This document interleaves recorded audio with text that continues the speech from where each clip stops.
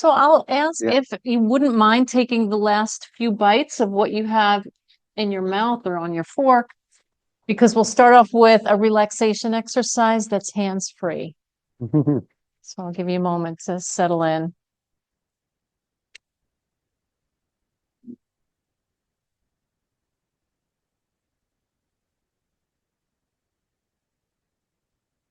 And when you're ready, your feet are flat on the floor. This is our gentleness break. This is how we take good care of ourselves, give ourselves some love and relax and go in. And so just feel the seat under your hips. If you're ready to close your eyes, close your eyes. If that doesn't feel comfortable for you, you can gaze down at the floor. And roll your shoulders up to your ears and then roll them back down.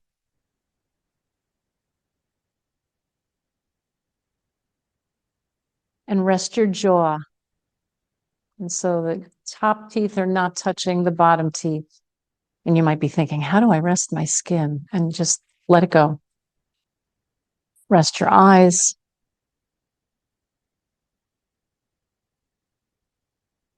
Let your shoulders rest. And once again, feel the seat under your hips and your legs. And rest your hands with your palms down on your legs or palms up or holding hands. And let your fingers and palms rest. And wiggle your toes in your shoes. So you're in your body. And listen to the sounds in the room.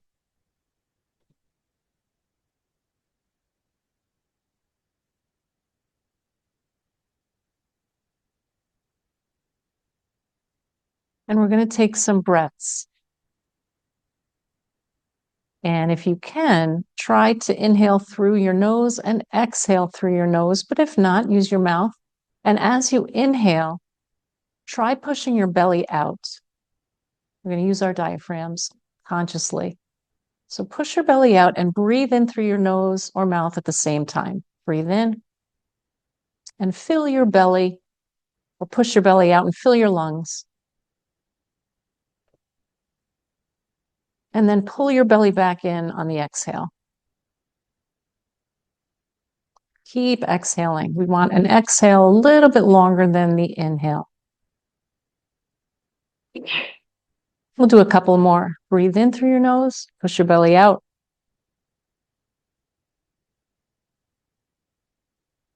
And exhale and pull your belly in towards your spine. Remember to relax your face and your jaw, your shoulders.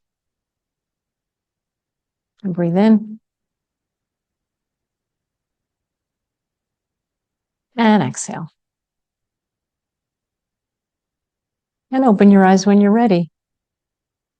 And see if you can sense a little bit of a difference in the shift of energy in your body or in the room. And that makes us ready to first introduce who Mark is. His father Mark is sitting here in the front, and I have to read your bio because you're so capable and so well credentialed. Bear with me while I read this. Mark Stelzer is a native of Springfield, Massachusetts, and a graduate of that city's Sacred Heart Elementary and Cathedral High School. Mark prepared for priesthood at St. John's Seminary in Boston, where he received a Bachelor of Arts degree in philosophy and master's degrees in theology and divinity. He was ordained into the priesthood for the Diocese of Springfield in 1983. Since ordination into the priesthood, Mark has ministered in parishes and diocesan ministries, while concurrently teaching at the College of Our Lady of the Elms in Chicopee, Massachusetts. Father Mark holds licentiate and doctoral degrees in theology from the Catholic University of America. He is also a master's level addiction specialist. He currently serves as a special assistant to the president for Catholic Identity and associate professor of humanities at the College of Our Lady of the Elms. Ooh. A recovering alcoholic, Mark regularly offers courses in 12-step spirituality. In addition to his responsibilities at the college, Mark serves as director of education for Guest House, an addiction treatment center specializing in the treatment of clergy and religious living with addictive disorders. In that capacity, he facilitates continuing care for clients following treatment and offers presentations throughout the United States and beyond on topics related to addiction and recovery. You're definitely the person we want to have speak to us today. That's quite a list of credentials. Thank you. Thank you for being here, Mark. Thank you. I'm glad to be here. Thank you. So I'm just going to very briefly start with what sounds like the beginning of a meeting. Hello, my name is Allison, and I am an adult child in recovery. Hi, Allison. Welcome to the special presentation of adult children of alcoholics and everyone in recovery. We meet to share the experiences we've had as children growing up in an alcoholic or dysfunctional home. That experience infected us then, and it affects us today. By practicing the 12 steps and by attending meetings regularly, we find freedom from the effects of alcoholism or other family dysfunction. As ACA members, we identify with the laundry list traits. We learn to live in the solution of reparenting ourselves one day at a time. Will you please join me in a moment of silence, followed by the serenity prayer to open our meeting?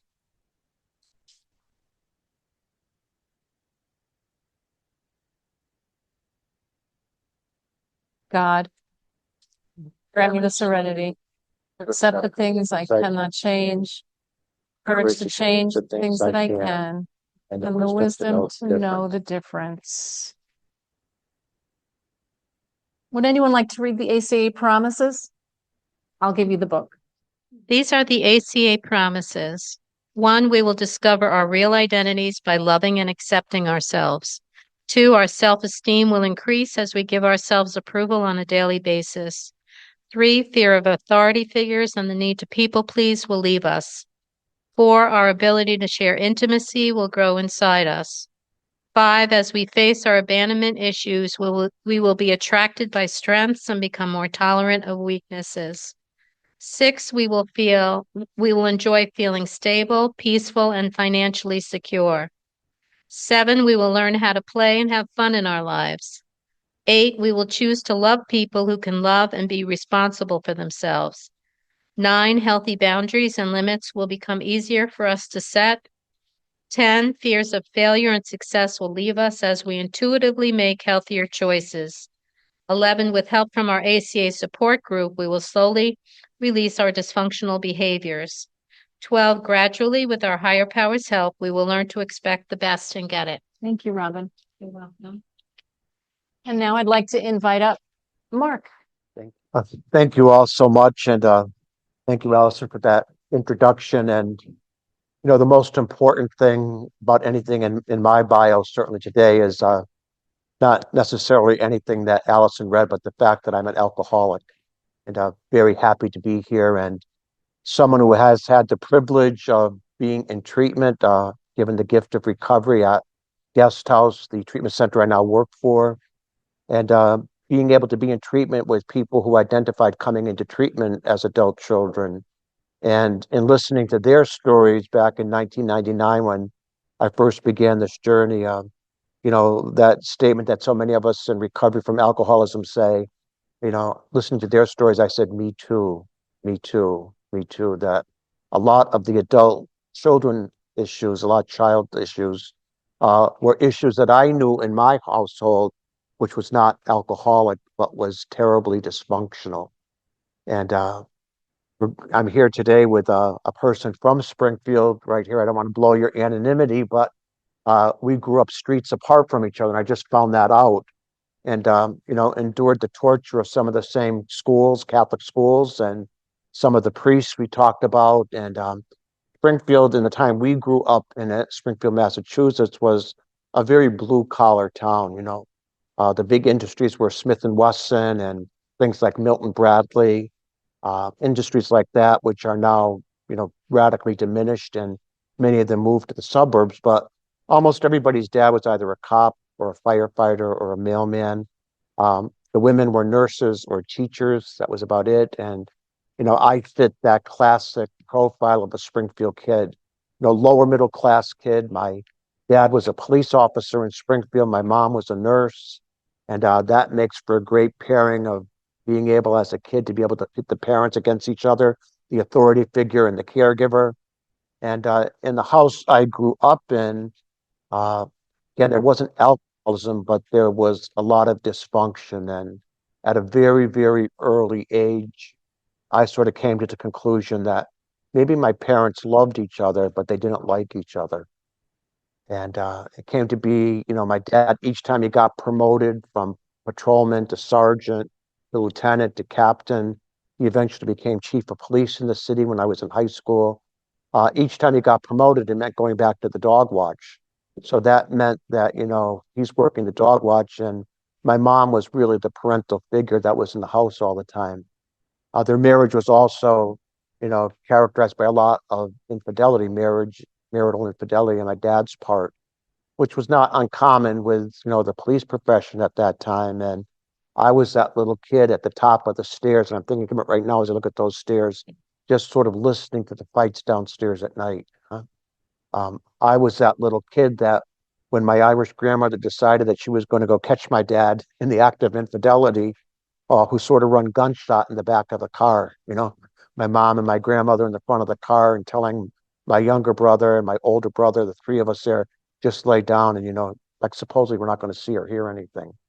But especially as a middle child, we talk about family roles.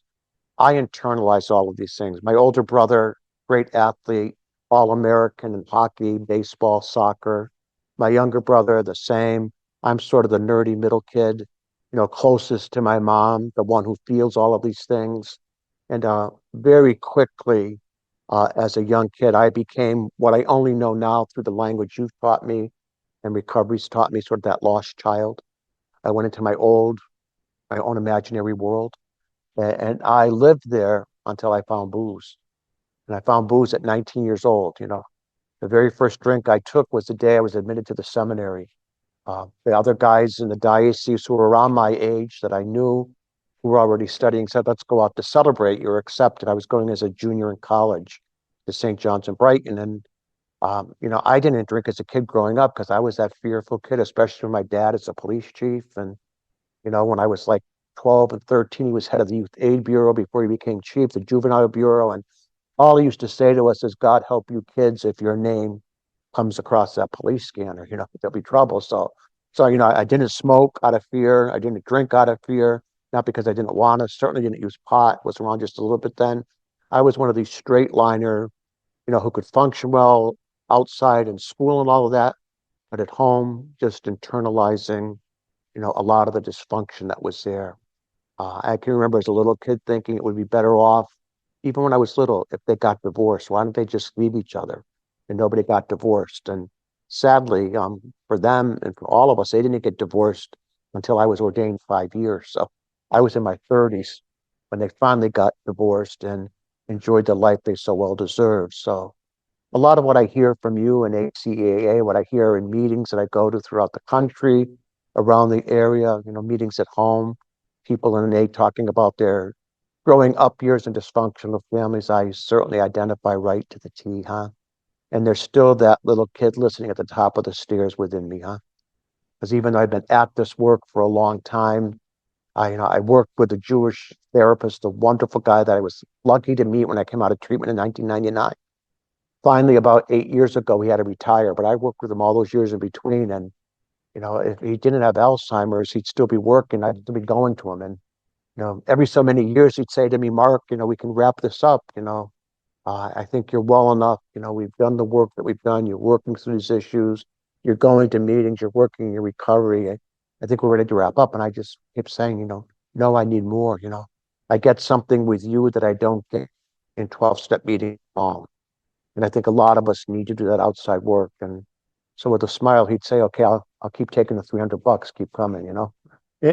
And I did that until he had to retire because of Alzheimer's. And he's still in the nursing home. He moved to Colorado to be with his kids. And every once in a while when he's well enough, he'll make a call and we keep that connection. But I learned so much about my childhood and how to talk about it in the language and how to mix the emotions I was feeling with the language of recovery. And so I'm very grateful for all that I've learned about ACA directly and indirectly, and delighted to be here. And you're probably thinking to yourself, how did you ever get here in the first place? And, I got here because I met Joe G, trudging the road of happy destiny at retreat I was facilitating last September in Gloucester for a bunch of guys in recovery, about 30 or 40 guys, and Joe was there. And shortly after that retreat in Gloucester, the phone rang and asked if I'd consider coming here. I put it in my calendar, and then we had the interview, so to speak. I was sort of vetted by at lunch in July in Sturbridge. Allison and Lauren came together with Joe. We had a great dinner at right there at that inn right in Sturbridge, halfway for all of us. And we solidified the plans to be here, and it's been great working with both of you since that time to get ready for today. So I'm going to come at this perhaps not, just reading laundry list statue, not reading the flip side of the laundry list. We began with the promises, and I think that's so important to begin there, because especially, I don't know how long you've been in ACA and AA. There might be people brand new here, and some of the things we're going to talk about are sort of taking a deeper dive, because I get the sense from talking to Joe and to Allison that a lot of you know each other and you've been at this for a while. So I'd like to kick it up a notch, as Emerald says, and sort of look at the spirituality of recovery. And it sort of goes with what I do professionally, as a priest. The spirituality of recovery, the spirituality of unwellness, the spirituality of addiction, to look at things like vulnerability, to talk about these things that are so important, regardless of what 12-step fellowship we are in. Talk a little bit about what I call, the 5 things we can never change. And then just to sort of wrap up by saying, let's look beyond the laundry list. Let's look beyond the problem, and let's look at the solution. And let's move from those hallmarks or those traits to transformation. Let's do that reparenting work that all of us have been at, loving that little kid that is still there within me, Little kid looking down the stairs, listening down the stairs. What's going to happen? Are we moving back to my grandmother's house for a while? That kid that's still there, but thank God has found some recovery and language to accompany that recovery. And I also want to welcome everybody joining us online. Sometimes you're the forgotten people out there, but please know that everybody here is praying for you and just thanks you for being here. And I'm so delighted that you were conscientious enough to consider people, for whatever reason, can't be here, but know that you're very much here with us in spirit. So let's just dive right in. First of all, these promises, I just want to begin with them. That, as I look at the promises in your literature, they give me new hope as somebody recovering from addiction and growing up in a dysfunctional family. And I think I'm not going to read them again. We had them read for us so well. But what these promises promise us, what I hope today promises us, are these things. 3 things: a freedom from our past shame that we've lived with so long. That the promises offer us also a new relationship with ourselves and with others. And the promises offer us the opportunity of embracing what it is to be fully human. One of the great spiritual writers of the Catholic Church, Saint Irenaeus, said that the glory of God is the human person fully alive. And that's what God wants deeply for each of us, to be fully alive. And I know through the gift of recovery that I've been given, through the gift of recovery that continues to grow each day, I'm becoming more and more, by doing the work and by being with like-minded people, that I'm becoming more of that person fully alive that God has always wanted. God doesn't want us to live with shame and guilt and remorse and regret. That God doesn't want that little kid at the top of the stairs to stay at the top of the stairs, hurtful and fearful. That God has something so much more in mind for each of us. So today is about making that movement with the promises that we will have freedom from the past and from shame, that this way of life introduces us to in this day such as this, They introduce us to a new relationship with ourselves and with others. And perhaps most of all, the promises say to each of us that we are invited to embrace fully what it is to be human, that the glory of our God, the glory of our higher power is a human person fully alive. And the promises say it so well, we will learn to enjoy life, to play and have fun. That's a human person fully alive. We will stop being victims of life, instead learn to take responsibility for our happiness. We will be able to become, maybe for the first time, through the work that we do here, the author of our own lives. That we will be the people who are able to write our own story instead of other people writing that story for us of who we are. I know for years people wrote my story, huh? I know, I'm the vicar for clergy too at home, which means that I work with priests in trouble, in good times and in bad, but mostly the phone doesn't ring when things are going well. It's when things aren't going so well, huh? I know, just from looking at my own personnel file that for many years of active drinking, 20 years of active drinking, that other people were writing my story, huh? This is what he was doing. This is what he was doing, the behaviors, unhealthy behaviors he was entering into. That for so long, in addiction or people unrecovered, still dealing with ACA issues, other people have written the story of our lives. And recovery offers us, maybe for the first time, to tell our story in freedom and to be able to be the people who take up the pen and write the story instead of other people in our life who try to define us. And these might be the people that we were in unhealthy relationships with, stayed in unhealthy relationships with, people maybe even today who try to tell you who and what you are.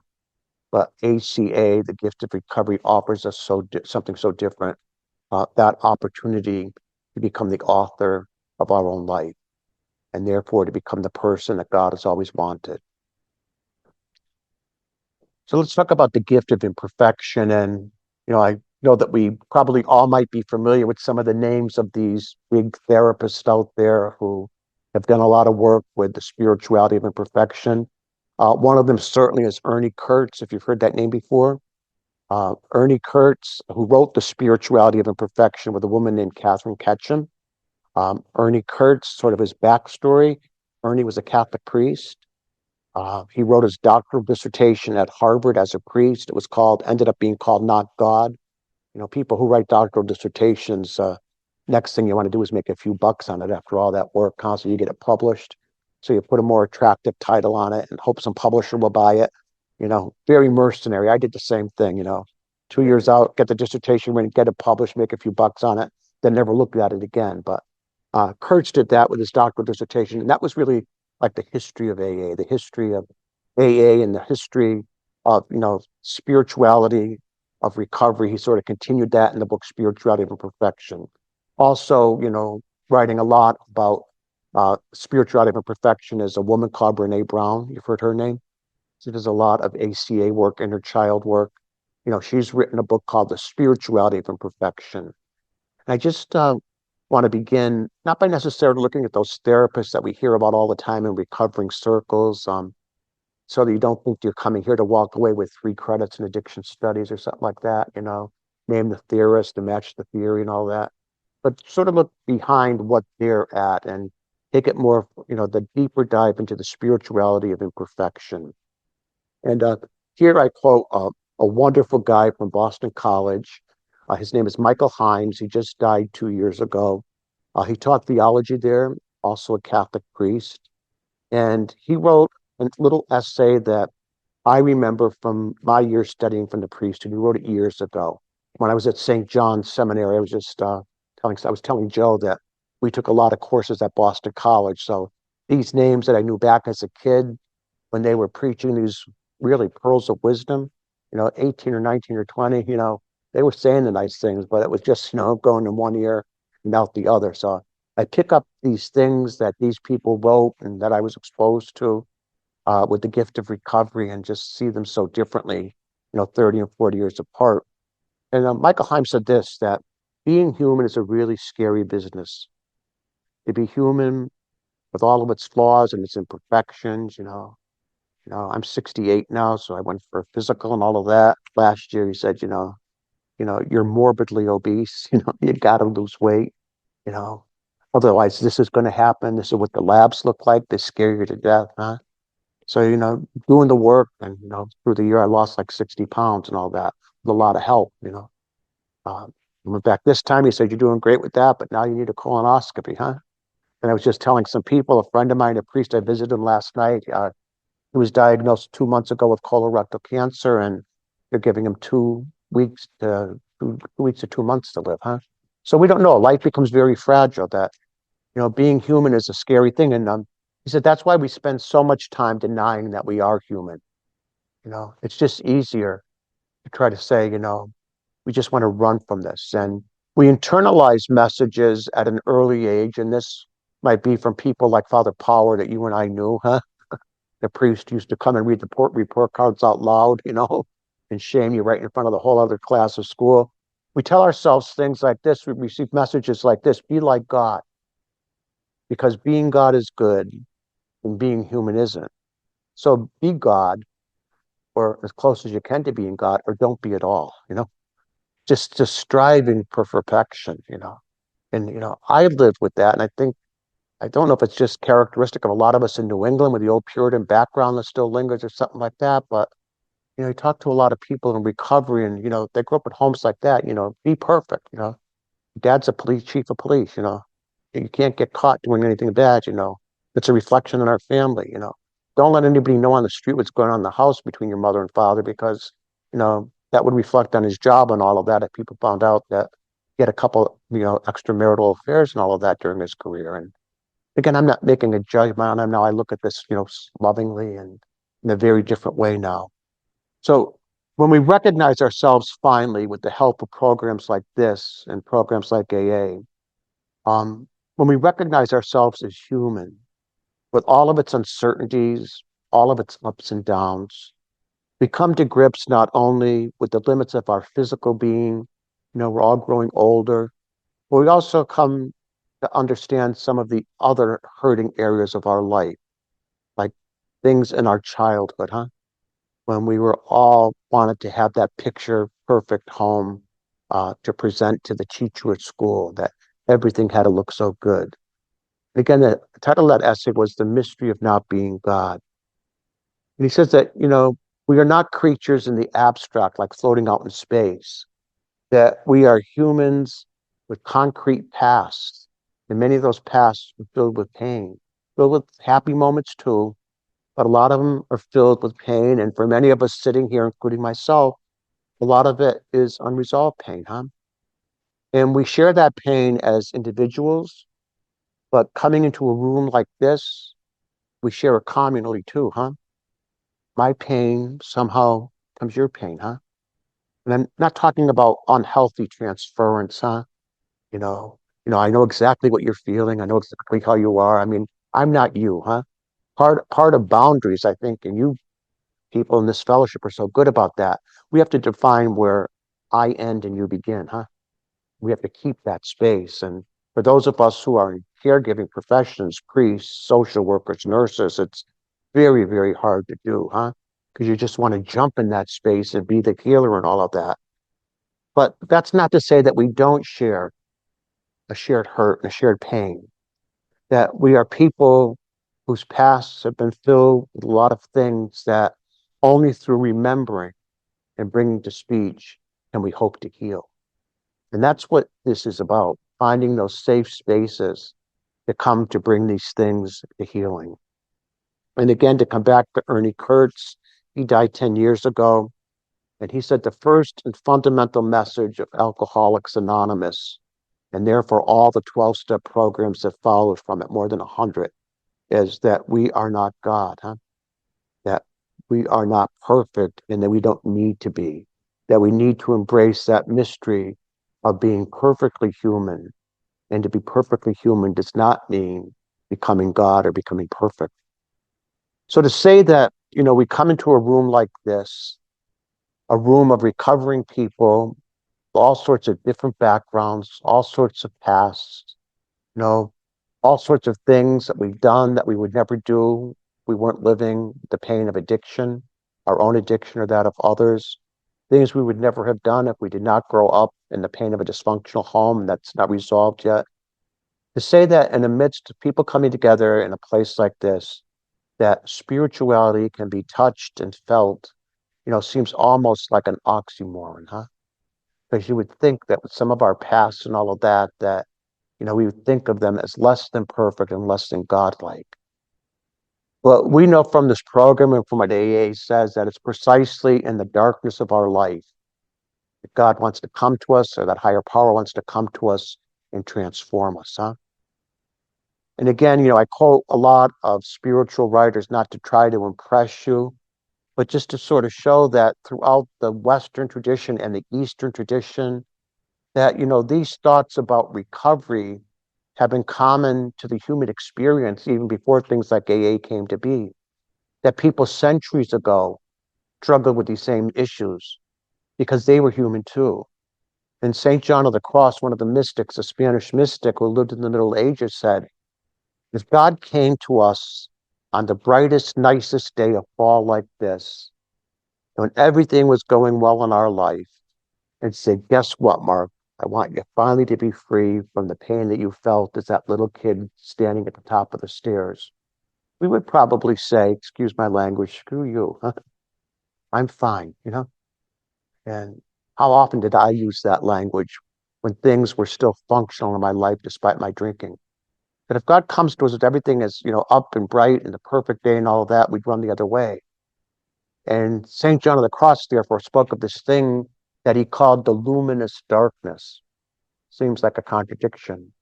The light and the darkness. That God comes to us at night, sort of like sneaks up upon us, huh? In a loving way, not to scare us, but to embrace us. And God does the same thing, or certainly did the same thing for me in my addiction. By the end of my drinking, I was drinking, 24/7. If I didn't drink every day, it wasn't from lack of effort. I was drinking before Mass just to be able to get through Mass, because I soon found that if I drank, I didn't have the shakes, and actually thought I preached better and, sounded better, and all these things we tell ourselves.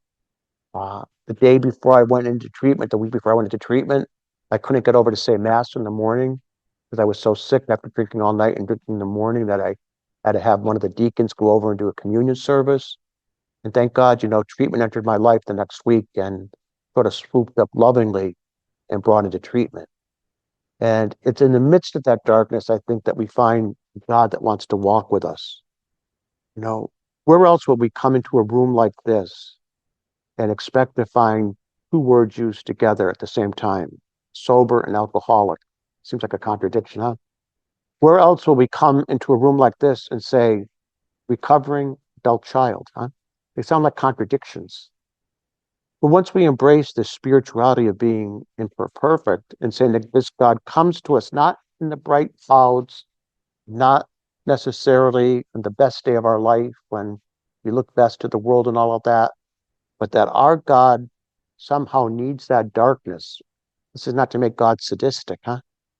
But saying that God does not want us to wallow in that darkness. And God knows who we are as human. We all have that pride and all of that. I'm okay, huh? I can take care of this by myself. I don't need help. And pain becomes the great motivator. Pain that moved me to open myself to what was being offered. And I'm not saying that I was always the most pleasant client along the way, huh? That and where I went to treatment, guest house, the place that I work for and with now, it was a minimum of 3 months when you went. And all I knew, thank God, I mean, 3 months is nothing.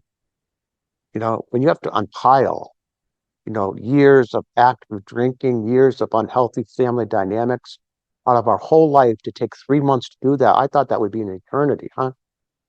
And so, I showed up at the treatment center like with an overnight bag, coming from Massachusetts, all the way to Minnesota. Right, and we were treated by people at the Mayo Clinic, the best treatment possible. And guest house was located right near it, so we'd be shuttled there for the medical end of it. And the psychiatrist and all that who worked with us. And the nurse said to me, where's your clothes? Are they out in the van still from the airport? Did they forget to bring them in? And I said, I'm just here for an evaluation, they told me. And And she looked at me and she said, nobody comes from Massachusetts to Minnesota for an evaluation. And, and she said, this was June, the beginning of June, school just gotten out. She said, and she said, if you just brought an overnight bag here, she said, you better send home for your winter clothes because you might be here a long time, you know. 'Cause she said, you might be pretty sick, you know, that there's a problem here and let's get to what it is. And that was a place, and I was talking with somebody earlier about that, where people like myself, people like many of you I'm talking to, your backgrounds were in these caring professions, where you sort of have to leave those roles on the shelf. That's why when I'm here, I'm Mark, you know, not Father Mark, not Dr. Mark. And it makes no difference. We leave these roles on the shelf, huh? And, you know, that nurse still said, and by the way, if you brought your priest clothes with you, you know, the clerical clothing and all that, she said, you won't be needing it. She said, you know, you're still a priest and all that, but she said, this is time for you. This is time for you to look at some of these issues. This is a time for you to embrace the perfectly imperfect you. And that's the first time I heard that expression, a perfectly perfect you. And I think the thing, once we embrace the spirituality of imperfection, of allowing ourselves not to be God, not having to have our act all together and every part of our story resolved by a certain day or time, um, it comes with a sense of incompleteness, of somehow being unfinished. But this is the reality of the human journey, that we are always and inevitably always incomplete, perfectly incomplete. And again, that sounds like an oxymoron, huh? We are perfectly imperfect and perfectly incomplete. God's still working through us, huh? You know, the day we say we are recovered, you know, the early language of AA used that language, and quickly, you know, by the time the second edition of the big book came out and the grapevine, certainly when that started being written, the language switched from recovered alcoholics to recovered, huh? For a reason. And this is not failure, as people like John of the Cross remind us. It's just the necessary result of not being God. And I certainly, you know, just make the caveat here. I think you picked it up with me already. What I'm talking about is not religion, huh? Because religion can get in the way of spirituality, huh? Uh, some religious people don't have I'm not being judgmental, even though I'm going to say this, but a lot of people who can be overly religious, I just don't know how informed they are by spirituality, you know, and that could be because of their hurt. They're still in pain and all of that. Uh, but we're talking about spirituality, and that's a wonderful thing. Why I was attracted, because I'm sort of a renegade in the church, you know. One of the bishops said to me, "You seem to be very liberal." And I said, if you mean pastorally sensitive, bishop, or kind to people, then, you know, guilty as charged if you call that liberal. But, you know, and this is a place that allowed me, and I think it allows you to be perfectly imperfect. In our addictions, you know, the things that we live with, being an adult child, keeps us in touch with that higher power because we come to realize it's at the very point of our vulnerability and being open to some help and saying, I am not perfect, letting the wound be exposed. That's where the word vulnerability comes from, fullness, that God can come into our life with that higher power. The great mystic poet, his name was Rumi. He was a Persian, not even Christian. You know, and you probably have seen this saying somewhere, but Rumi said it, and there's beautiful graphics that go with it. Rumi said that the wound is the place where the light enters. The wound is the place where the light enters. You know, if we weren't wounded, there'd be like this shell there that couldn't be penetrated even by God, huh? Because we're like the Teflon man. You know, that's why I wasn't denial. You know, everything's good. You know, my life could not be better. Meanwhile, I'm not paying bills. You know, meanwhile, I'm disconnected from my family. The only way I could deal with that pain, unresolved pain, was just don't hang out with them. You know, by the time my addiction, you know, got roaring and all that, they didn't drink, you know, dysfunction, but they didn't drink. So I couldn't even stand to be with them at holidays that long. So I'm old enough to remember beepers.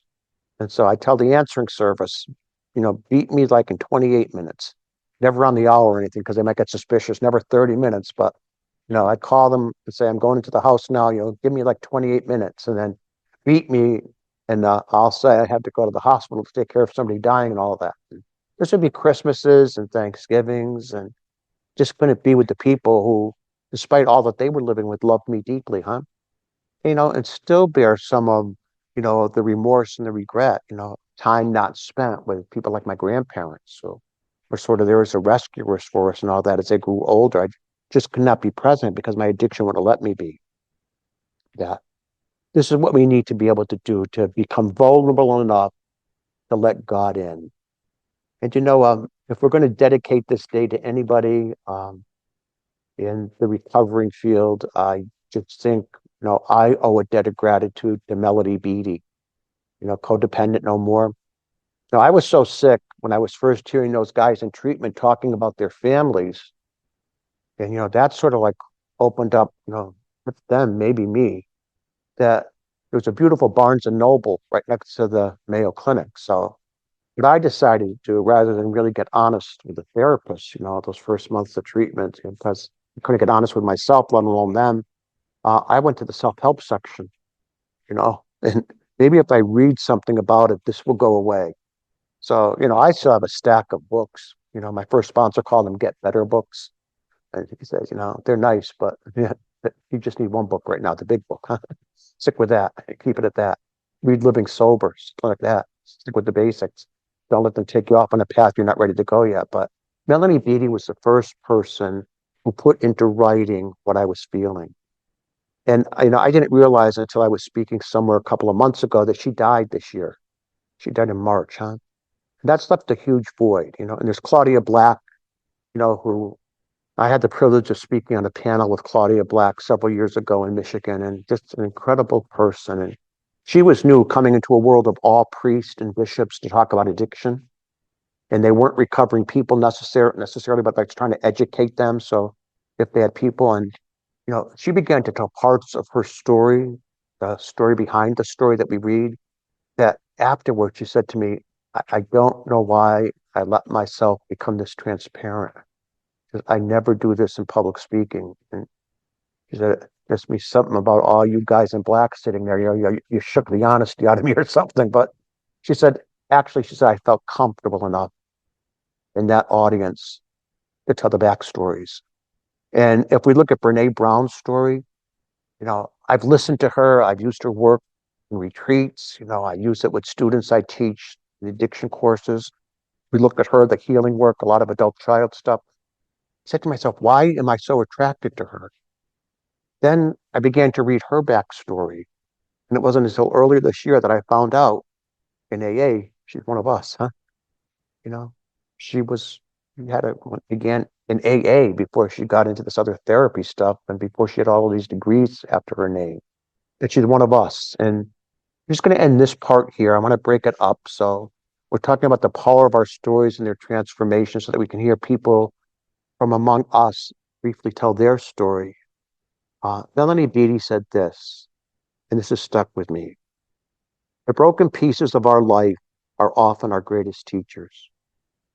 So we did some beautiful breathing work before. Maybe if you want to breathe again right now. No.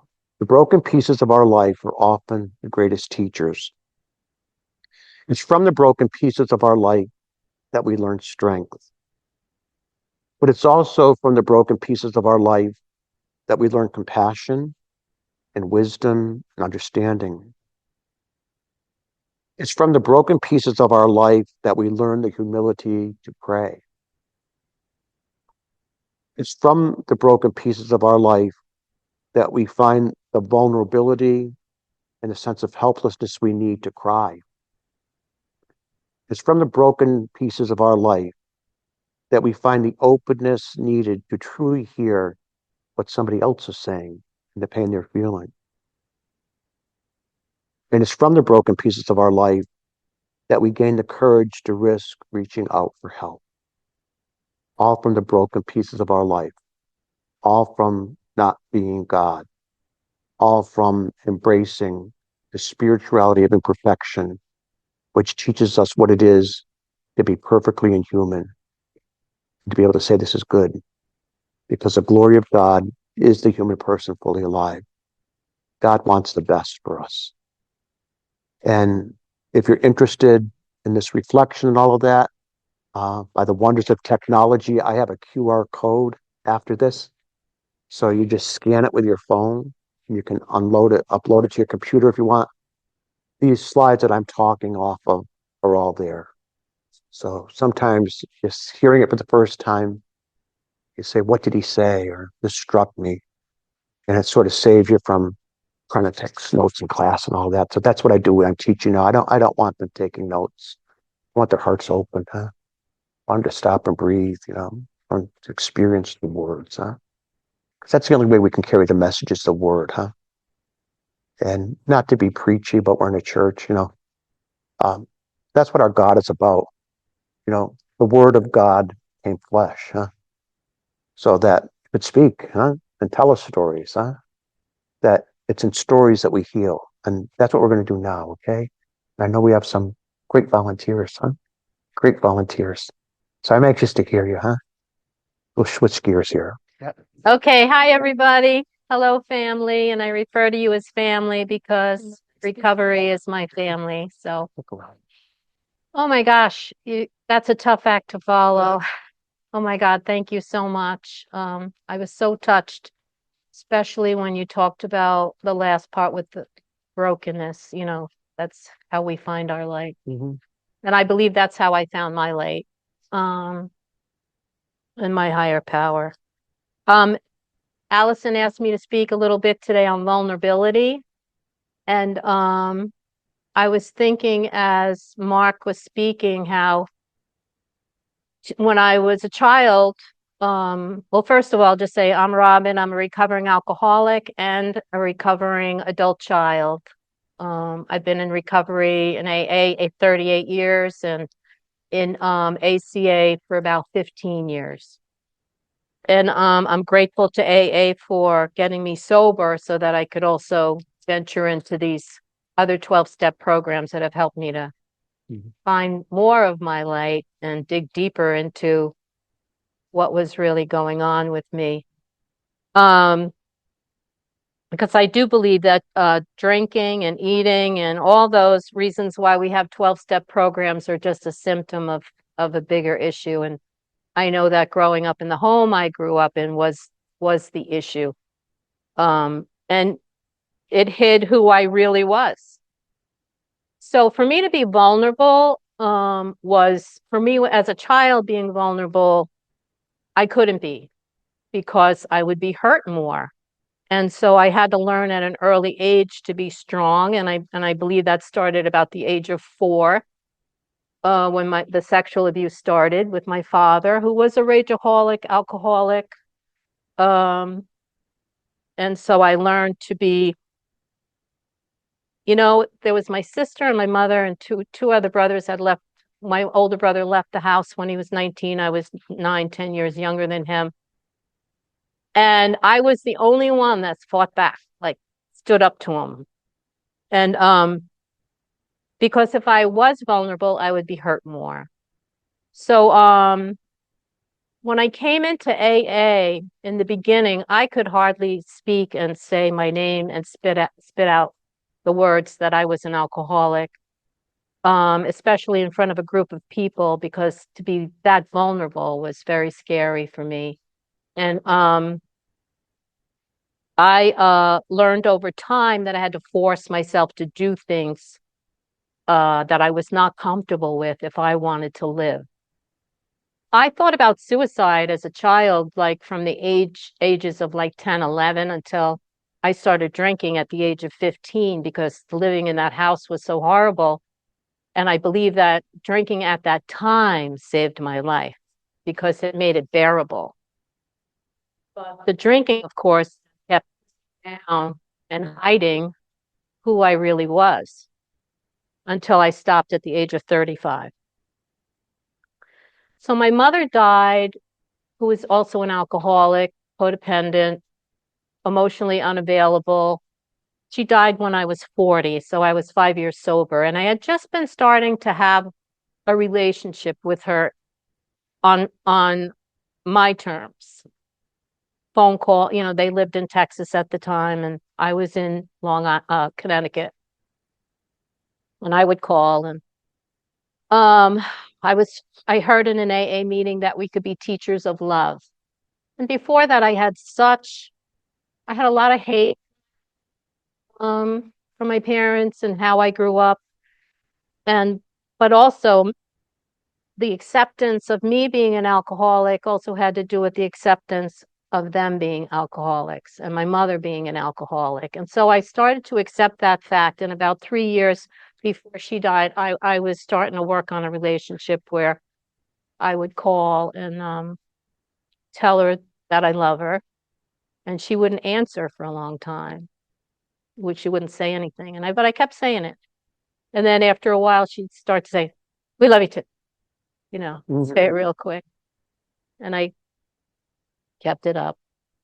And then she would answer towards, "I love you too."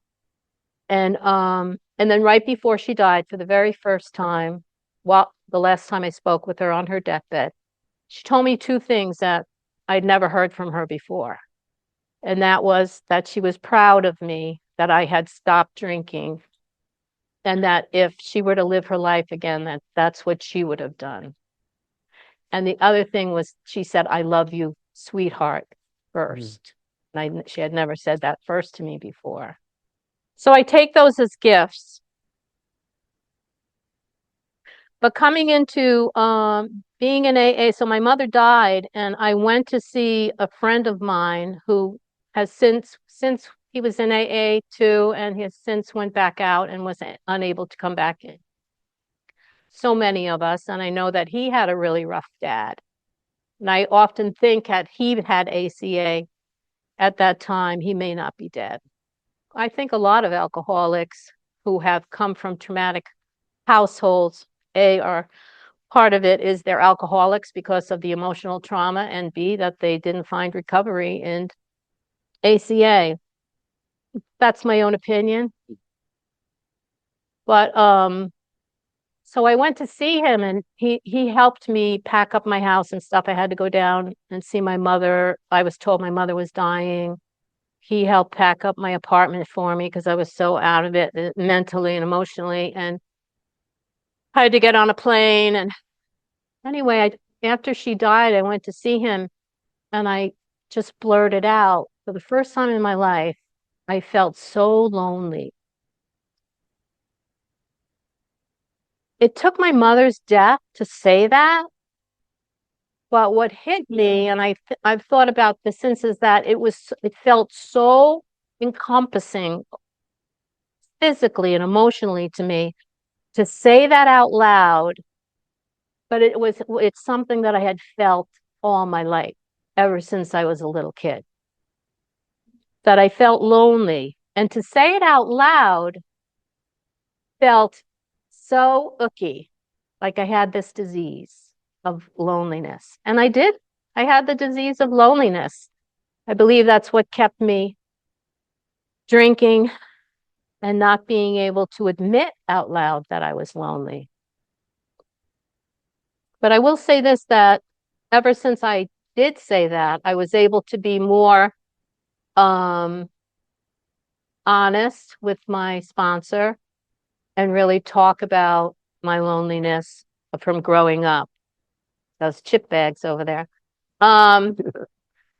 So, and then since then, being vulnerable, I just think it's a part of recovery.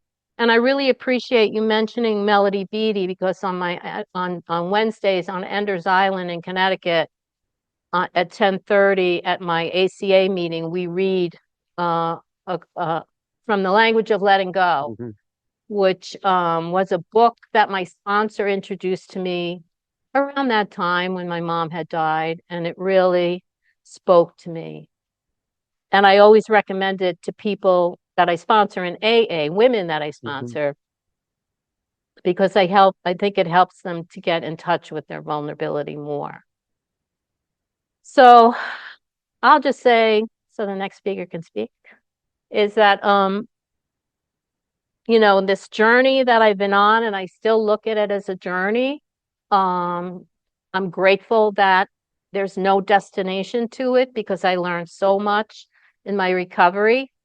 And I still, I'm 73 years old now, right? I started out when I was 35, and I'm still excited about recovery and about discovering who I am and feeling at peace and love. And I'll just say this too, because of adult children of alcoholics, I have learned to have compassion and such love for my parents. You know, I can actually say, you know, they were sick people. They were sick people, but I was becoming very sick too. If I had not stopped drinking, who knows, right? But they just could not do recovery. My father was introduced to it, my mother knew about it, but neither one of them was willing to go on that path. I think because they couldn't be vulnerable. They couldn't allow themselves to appear that vulnerable, which is so sad to me. So anyway, I'm just grateful that I'm on this path, and I plan on keep coming. So thank you again. I just want to say one more thing, that I was really struck with what you said about God wants us to discover ourselves. My sister, who was a charismatic Catholic, which I think is like a Catholic on steroids, right? About 6 months before I got sober, she kept sending me this Catholic stuff, and I wanted nothing to do with the church. Yep. But she sent this one thing that really struck me, and it was the path of me, I felt like it was a spiritual awakening. For me to get on the path of recovery was that, are you living up to your true potential? God wants me to live up to my true potential. And I burst into tears when I read that, because I knew I wasn't living up to my true potential. And it made me think about that. And I feel like recovery is about me learning to live up to my true potential. So anyway, thanks. I wasn't going to do this, but here I am. Okay, so I'm Dina, and a lot of you know me. I am still an adult child. I always will be an adult child, because I can change my present and I can make my future better, but I can't change the past. It is what it is. And I'm going to stick with our theme of getting here through Melody Beattie. That's how I got into ACA recovery. I read You're Not Crazy, You're Codependent, and Codependent No More by Melody Beattie. And both books said, if you're suffering from these issues, you probably have issues from your childhood that you haven't dealt with. Damn. So here I went into ACA. Well, you know, I had 13 years of what I call discontented sobriety in my first recovery bit. And it was discontented because I didn't go to meetings. I didn't have a spiritual evolution. I didn't drink a day at a time. And that lasted a long time until it didn't. And then my mother died, and I really lost my shit. I would have told you I was fine. As a matter of fact, I told her the summer before she passed that it was okay for her to go. And then she went that October, and I was like, oh, what did I do? And it really freaked me out. And I had no idea. So when I got into ACA recovery shortly after, first of all, there's an 8-year gap between the recoveries. So I thought I got away with it. 6 months later, I found out I didn't get away with shit. I had a lot of work to do. So I started doing the work, and I rolled up my sleeves and knew right away that I needed more than a day at a time just staying sober. I needed something more. And I did make my way into ACA, but I had that. I like to think of it as the double not knowing. Like, I didn't know stuff, and then I didn't know that I didn't know stuff. And that was the problem, because I thought I knew stuff. Because I thought, oh, when I first got into recovery, I immediately started, I was having flashbacks, the whole 9 yards. I was dealing with my childhood stuff. The problem was I didn't know that I didn't know how to address the traumatized child that lived inside of me. So I don't have just a child that lives inside of me. I have a traumatized child that lives inside of me. She doesn't just need someone to play with. She doesn't need to color. She needs extra. She needs someone to hold her hand and tell her it's going to be okay. She needs someone to cry with her when she wants to talk about the bad shit that happened. Okay. And I didn't know that I needed to level up. I didn't just need to parent her. I needed to really nurture her. And what I realized in this recovery is when I did the work in my early 20s, I re-traumatized her. So I found her and was like, all right, come on. You just come with me. We're gonna go do life now. You're fine. I saw all, I get it. All this bad shit happened to you, but I'm patting on the shoulder and let's move along. And that worked for a while till it didn't. And then, I got to ACA in a big red book, and they tell you that, this child is your true self. I'm in trouble because I've not been very nice to her, you see. I used to, when I got to ACA, I would call her the thing that lived inside of me. That's rude, just saying. Um, and it was, and I did this ACA work for a long time, reading the big red book, going to meetings until the Loving Parent Guidebook come out. And when that book came out, they started asking questions, and that was when I started to realize the part I didn't know. And when they start asking, is there anybody in your childhood who sat you down and asked you how you felt about this or that? Is there anybody who could look in your eyes and attune with you so you could share your feelings?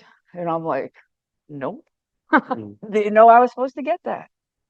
Didn't know how to give it to myself. So I do call myself today a loving parent in training.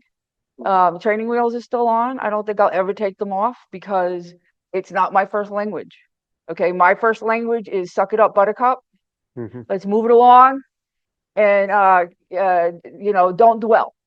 And that's the household I grew up in, and I have to be very careful that I don't revert to that language. When my heart starts to flutter and I can feel my chest pounding, I need to take a minute. I need to sit down. I need to breathe. I need to find out why she's upset, and I need to comfort her. And when I first got into recovery, I wanted you to heal my inner child. I I tell my story. I think I told it, we would tell it for effect. So I'm not even going to tell it here because you know what? It doesn't even matter what I went through, what traumatized me. It doesn't matter. I don't need to go into all of that for you to know that I have a traumatized inner child inside of me.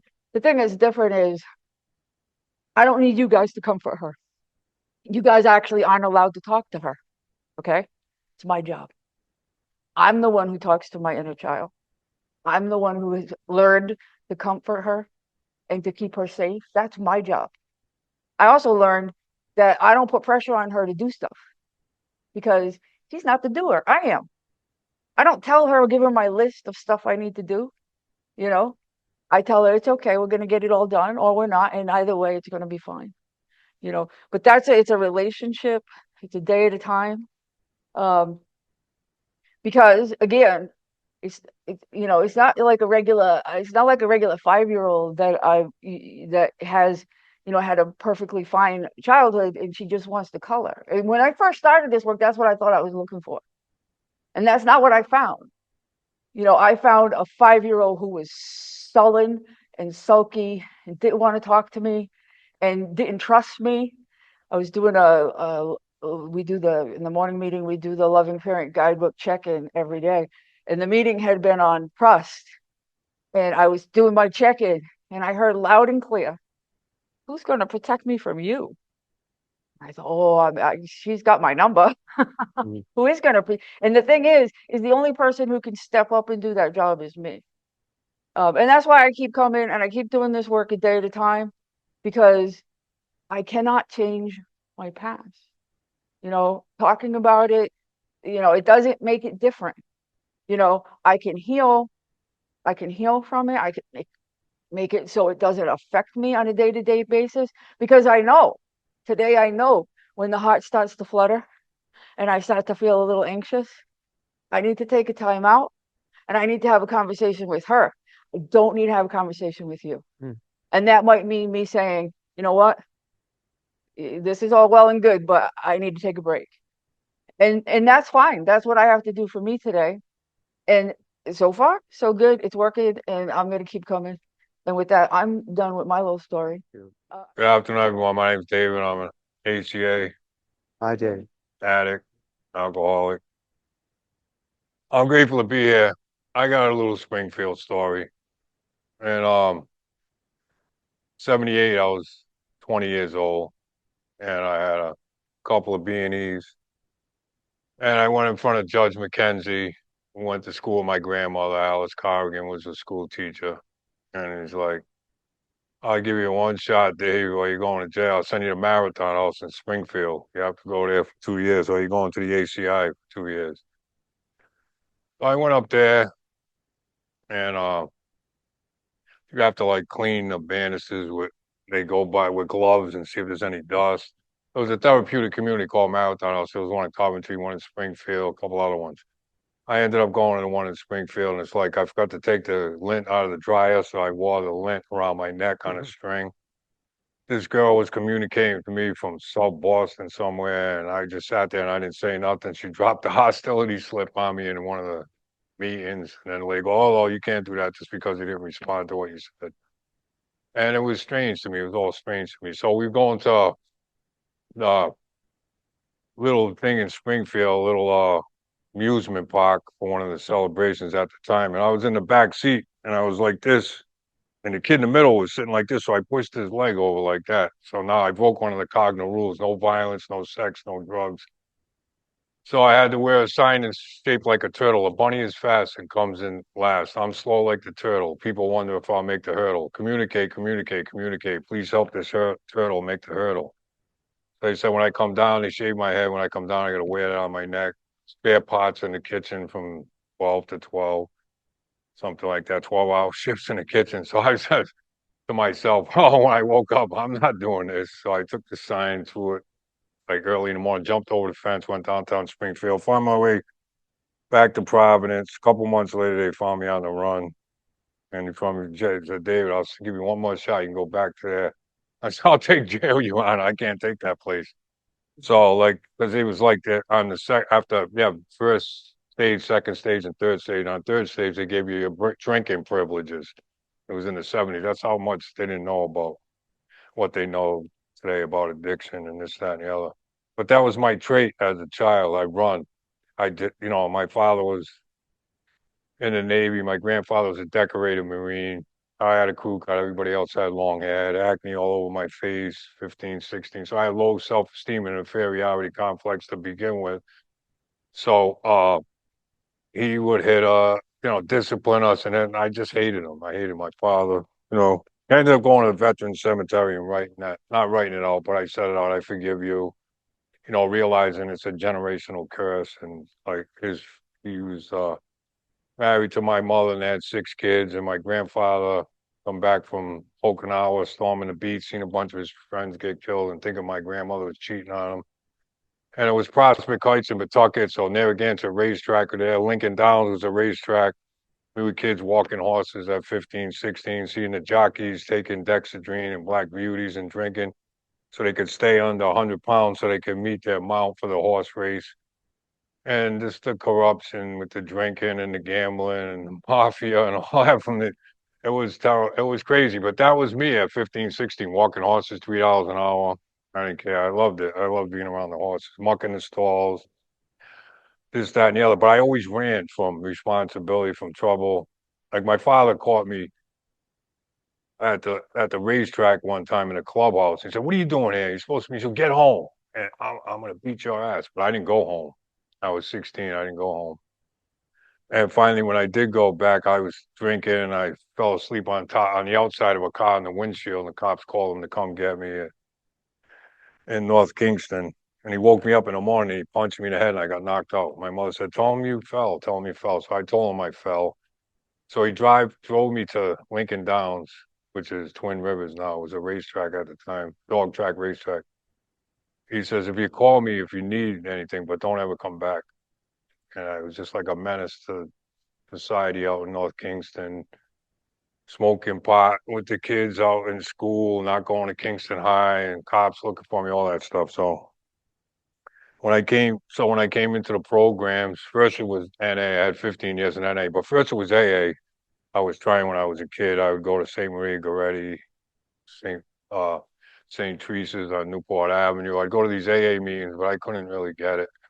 just in and out of institutions, Marathon House, Chapin Hospital, Oxford Street Detox, Odyssey House, Benjamin Rush, all these different places. So I'm a survivor of the same nearly fatal catastrophe. So I went into Salvation Army for 10.5 months, and I was staying in my car for a while, going to breakfast with Bill. But what I liked about that, because I was all Pawtucket, it took me to the east side, and I was going to adult children and alcoholics on Friday night over here, and Al-Anon, so I go to on Sunday night to try to learn some of the reasons why. Because in the old days, they used to say King Baby in AA and NA. The guys would stay, especially the old time NA guys. They would say King Baby, like I'm King Baby, that rattle inside. King Baby, like look at me, woe is me. And that's how I was. My creative verb was off. My sense of being a kid growing up and this, that, and the other. So I know that a power greater than myself helps me. I can't do it alone. I can't address anything on my own. I already know that. I already got too many of the coincidences lined up along the way. So me running, hiding, not facing responsibility, getting left, leaving home at a long age, exposed to the kind of things that I was exposed to as a kid, which wasn't really that bad. Like I never like seen anybody get hurt or killed or never did anything like that. We always fought with our hands if we fought when we were kids. But still, just seeing the gambling, the drinking, the deprivation, you know, the ignorance, the intolerance, and not all these nonsense, and then coming in and just practicing the spiritual principles in all my affairs. I just focused on being open-minded. Because I was so had a negative vibe and negativity and institutionalization. I couldn't get that open-mindedness. I was the conductor on the train of negativity. Everything was I'm critical thinking, comparing, judging, resentful, or my passes ain't fair, blah blah blah. Like I'd be going.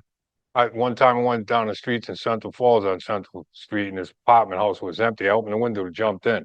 The neighbor called the cops, beat me up, dragged me in, drew me in jail. And I ended up getting a year and a half of that just going through an empty window. So I would take them injustices as a reason for me to be resentful and hateful.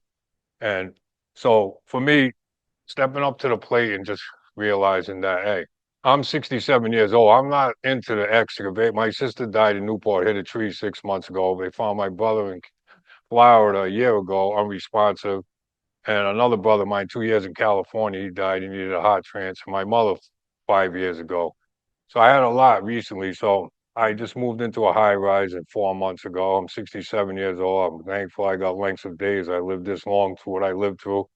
But I try to keep it simple. I go to meetings, try to practice the spiritual principles. I get up at 5 so I can seek through prayer and meditation and improve my conscious contact with the readings. I had the spirituality of imperfection. I pass it on to Joe because I got emotional imbalance and all these other books, reading 5 books at once sometimes, never getting through them all. So he says, "Oh, you want to sell that book?" No, here, take it. That's a good book, Spirituality of Imperfection. I didn't even get through it. But so I know that there's hope in these souls, and there's the power greater than myself that restored me to sanity. He's crazy. I'll never amount to nothing. So I had the 15 years in NA, and I moved in with my mother with Alzheimer's. And but I relapsed on the weed because I couldn't deal with it. Like I had 2 dogs would go up to me upstairs every night. She said, "The dog's going up with your mom." You ask me that every night. And the people in the program, "Dave, why are you getting mad at your mother? She got Alzheimer's. Can't remember shit. What's the problem?" And I'm like, "Yeah, what is the?" So when people that not perfect, no one amongst us maintains anything like perfect adherence to spiritual principles, but the people doing the next right thing that are striving towards righteousness, unconditional love, giving of myself without expectation, return, empathy, trust, faith, hope. It just vibes with everybody. It can't, me left to my own devices, I can't get too far. And God will help me, but he'll tell me to bring a shovel. So I have to practice these spiritual principles to the best of my ability on every given moment. Yesterday's gone. It's history. Tomorrow's a mystery. So in the moment now, here I am. Everything gets done in the moment. I went to a meeting this morning. I'm going here. I got a meeting at 5:30. Yesterday, I don't go out on Halloween. So by 5 o'clock, I was done, put a Clint Eastwood movie on after I cooked and ate. And I went and did some shopping and paid my rent. And then that was it for me, and I'm getting to the point where I'm 67 years old. Living in this high rise, it was tough for me. You know, it's not just about Halloween. You know, the three big ones coming up, the trifecta we all hear about: Christmas, Thanksgiving, and New Year's.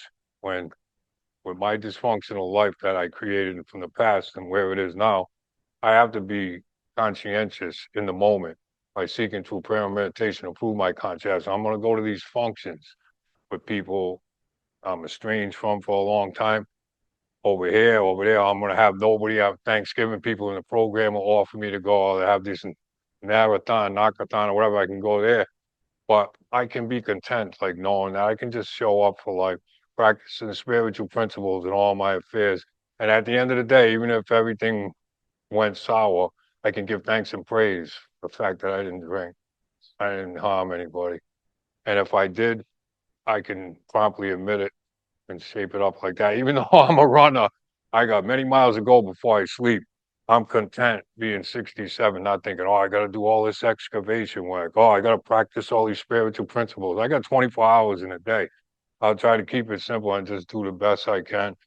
And no, it's our common welfare. We came to believe. It's not me, myself, and I anymore. Thanks. I remember Marathon House fondly there in Springfield, so I don't think it's still there, but and it was a tough program. So thank you all, for sharing your story. And you hear very often is the story is the only thing we have, huh? And it's through stories that we find this gift of healing. And back at I was in high school at Cathedral High School, that you would know from Springfield. If you went to that school, they gave you like 6 books to read every summer. It was like, welcome to the high school. Here's the 6 books to read before you come back. And first week of September, they'd start giving you quizzes on them. And one of the books we had to read was like a huge book, like the Iliad or the Odyssey. I forget which, but it's written by a guy named Homer, lived years before Jesus. He said something that, made no sense to me as a kid, but rereading it years later in recovery of, he said that there's no sorrow so great that it can't be born in a story.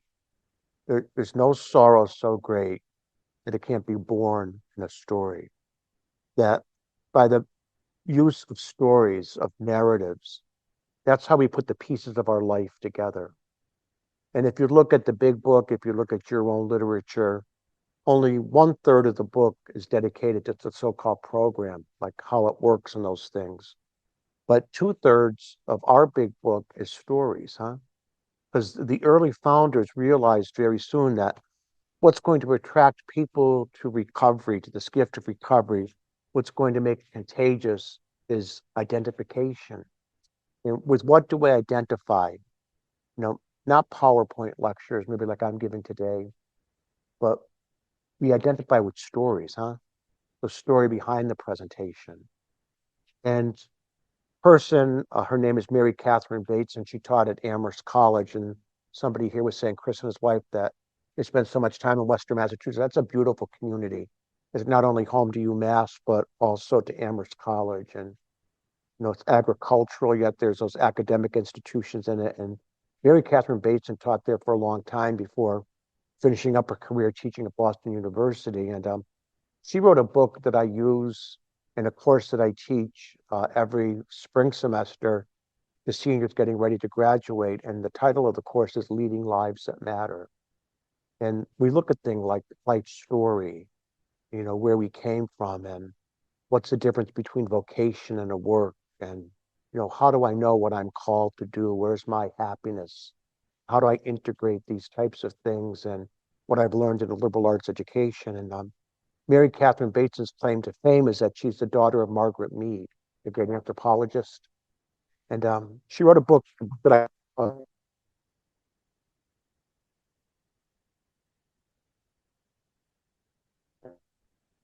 version of our story that sort of is almost like an obituary notice, like born in 1957 in my case, something like you read today, graduated from high school in 1975, graduated in 1979 from college, ordained this year, taught here, this and did that. And and then it ends eventually and died on this date, huh? And the funeral arrangements will be on this date.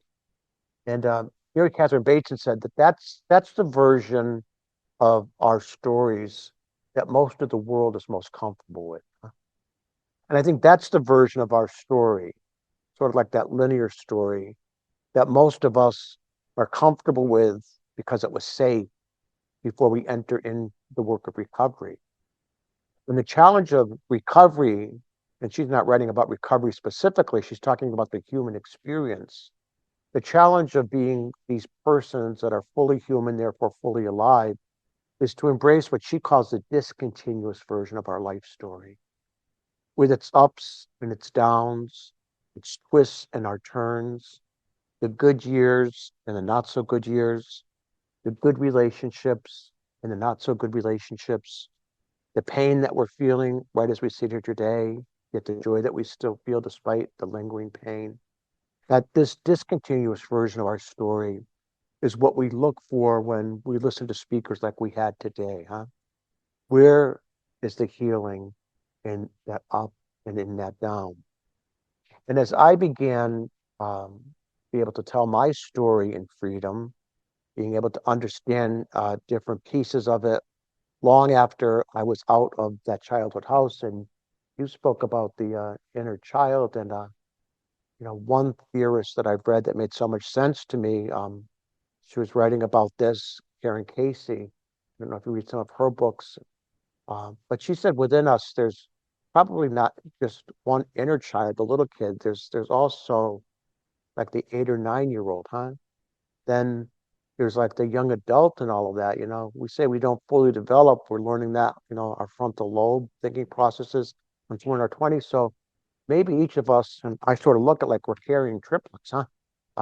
We're walking around these things. But once we begin to tell our story in that discontinuous version with the not so good things, the painful things, as well as the joyful things, we sort of come to say that we come to be through the telling of our story.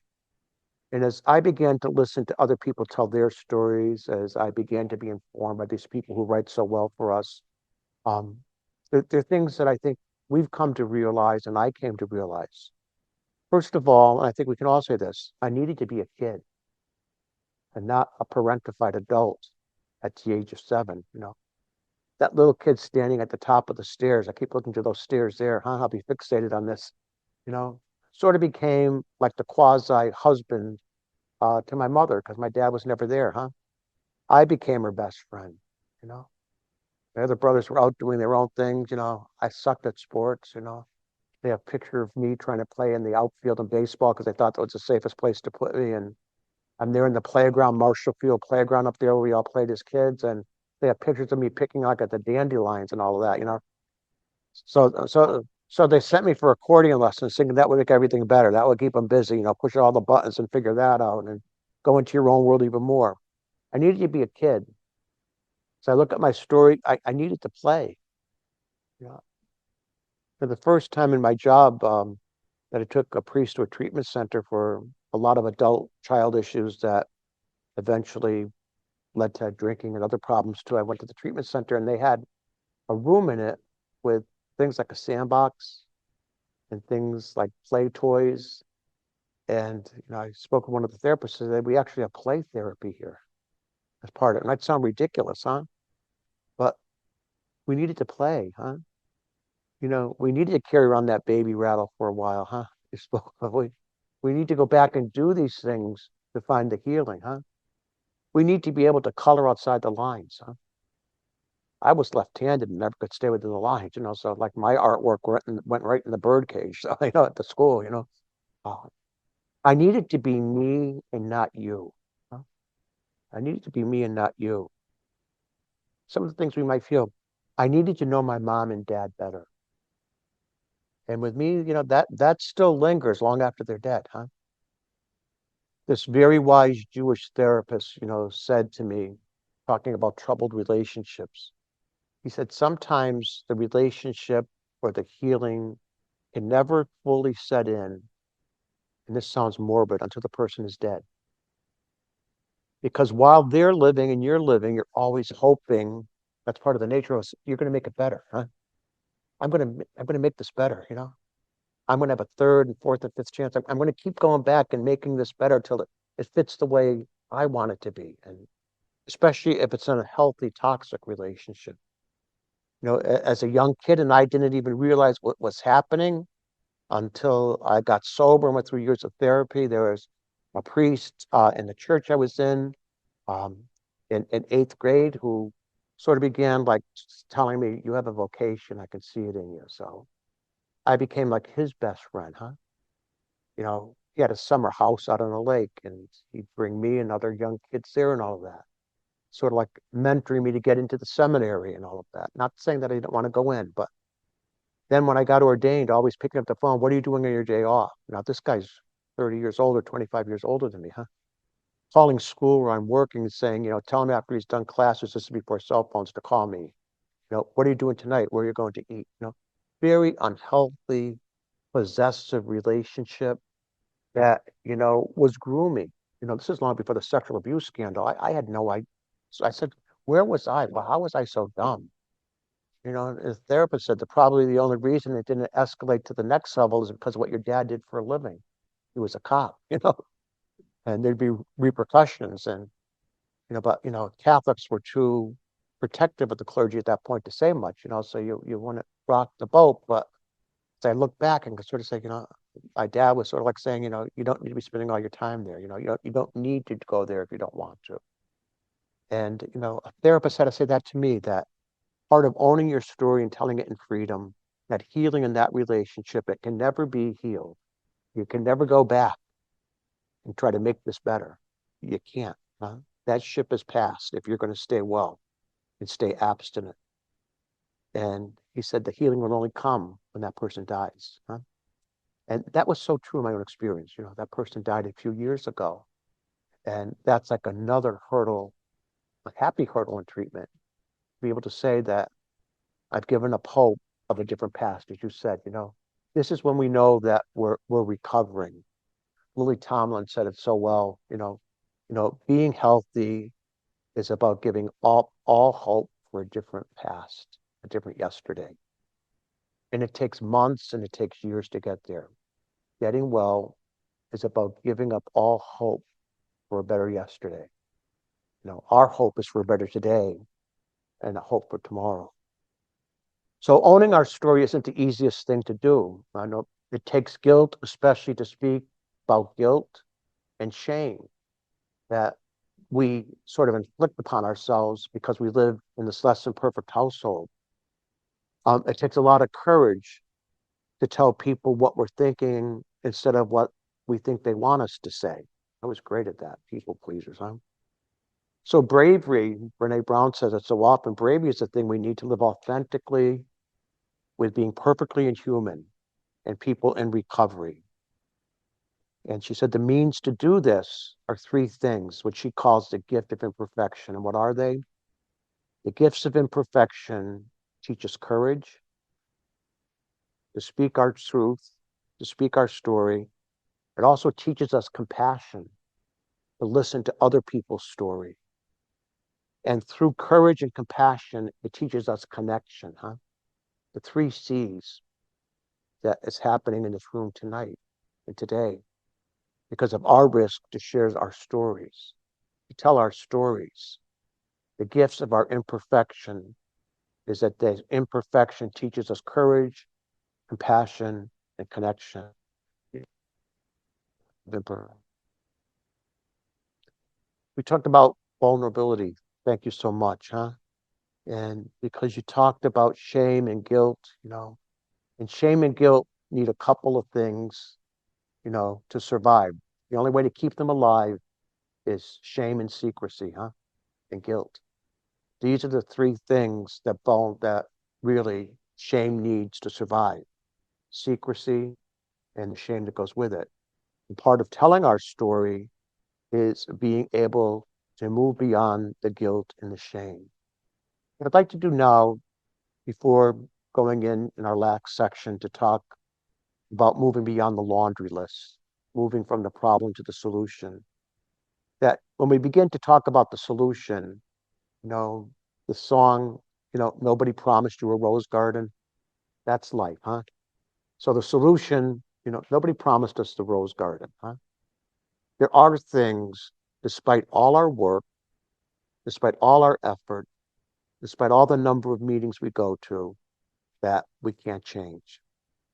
And there are 5 of them. And this is taken from a book by David Rico, who writes a lot of what my sponsor called Get Better books, huh? And that's the title of his book, The 5 Things We Cannot Change. If you look at the QR code, you'll see his name and the name of his book. So if you open up that document and look at it today if you want to open it up. If you don't know how to do QR codes, don't be embarrassed. I had to ask like my 5-year-old nephew to help me the first time I got one. So ask each other here. And I'm going to drop some pictures into it because I've said things that aren't on the slides, things that have come to my mind, like some of those quotes, like, the wound is where the place enters. I'll drop those into it too. So if you look at the document tomorrow, it'll look a little bit different. I'll add some graphics to it. So what are the things we cannot change before we talk about the solution here and beyond the laundry list? First of all, everything changes, everything ends. This includes relationships. This includes careers. This includes life stages, and it includes the gift of life itself, huh? And we think about that a lot during this season when we see a lot of life seeming to die around us, huh? Leaves falling to the tree and all of that. The Day of the Dead and a lot of religious traditions and all of that. When we think about that, if you're Catholic, tomorrow's All Souls Day. We think about that, All Saints Day today. And our resistance to this fact can cause an awful lot of anxiety, huh? The fact that the change is inevitable. It can cause a lot of clinging and a lot of grief. But everything changes and everything ends, including relationships, huh? And some of them have to end, huh? Whether they end, through death or through distance as people move away and all of that, And in our case, these relationships have to change and end sometimes just because they are toxic, huh? Toxic. And we need the grace to recognize that. The second thing, really hard for people like me, type A personalities, things do not always go according to plan.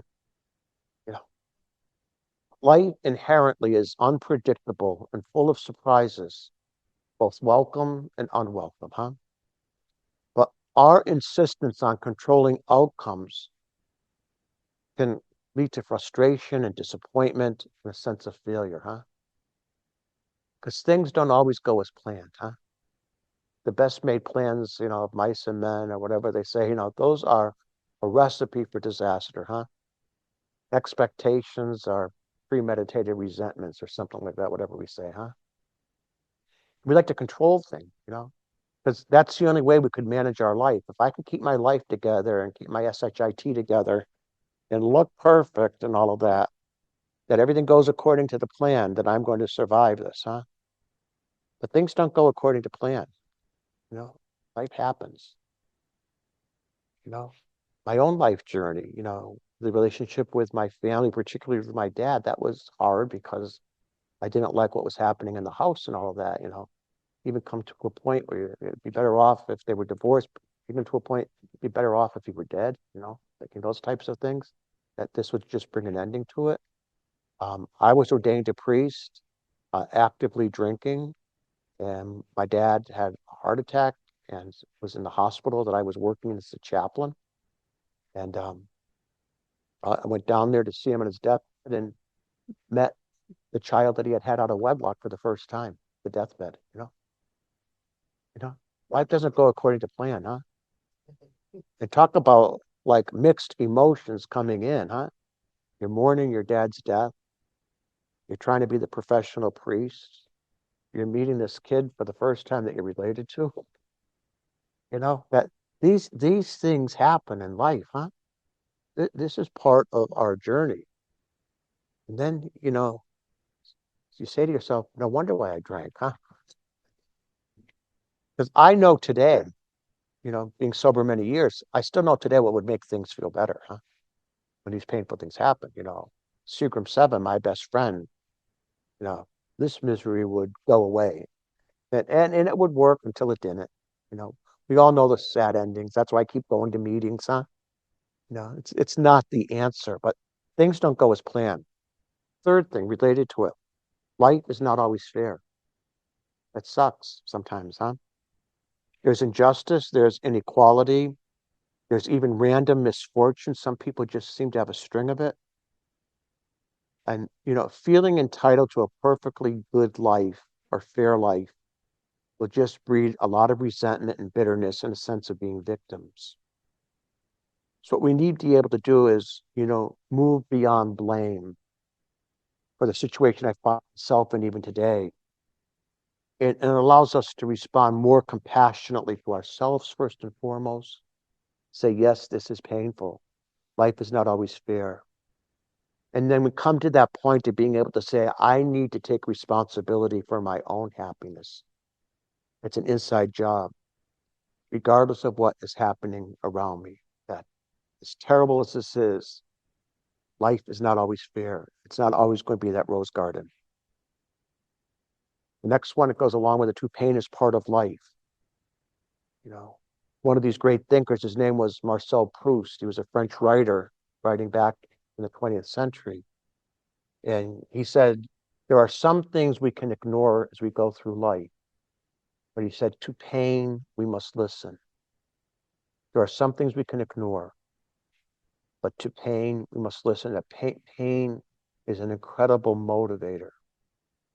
And we talk about the bottom, and thank God the bottom is being raised a little bit. People don't need to be in the alley to get recovery these days because of things like AA or, ACA that helps people with family of origin issues that might lead to drinking or drugging or other chemical addictions like that. And all our attempts to escape pain through denial, through addiction, whatever, just create more suffering, huh? The ball keeps rolling. But by allowing ourselves, and tears help so much here, huh? The healing gift of tears, the gift of tears, allowing ourselves to feel the pain and not only feel it, but process it and even stay with the pain. We gain the gift of resilience, huh? That again, Brene Brown talks about so much, the gifts of resilience. And only to the extent that we embrace our own pain, whether it's physical pain, emotional pain, spiritual pain, but only to the extent that we embrace our pain can we become empathetic or compassionate to others living in pain. That pain can become our teacher rather than our tormentor. And then finally, before we get into the movement beyond the laundry list, people are not always loving and loyal all the time. And talking to a group like this, it's like talking to the choir, huh? People are not always loving and they're not always loyal. That everyone, including ourselves, is capable of betrayal or dishonesty and letting others down. It's a human condition. The expectation of perfect loyalty, even from those we think should be perfectly loyal to us, just sets up us once again for heartbreak and damaging relationships. That the people who are part of our past or part of our present that are causing the pain in our life and all of that, they're necessarily not going to change, huh? Because we sit at a meeting like this. They're not here, huh? They haven't been given the gift of recovery, the insights that we have. And they will not always be loving or never be as loving or as loyal as we would like them to be. And then the opportunity that comes out of this is the opportunity to create and maintain healthy boundaries, huh? This is where they are. This is where they end. This is where I begin. And I deserve this life. I deserve to be here today. I deserve to play hooky from saying mass at 4 o'clock so I can be here, huh? Believe it or not, they'll get by without me, huh? The church did for 2,000 years already without me, huh? They're perfectly fine. My first pastor said to me, he said, if you ever think you're that valuable or that important, just remember this. He said, the back of one is the face of another. The priest transfer or gets died one day and then the next week someone's there, huh? Reassigned, huh? That not everybody's going to be loyal and loving. And this opportunity to realize this enables us to sort of say that, we can have healthy boundaries. This I need to do for myself. I need to be here today.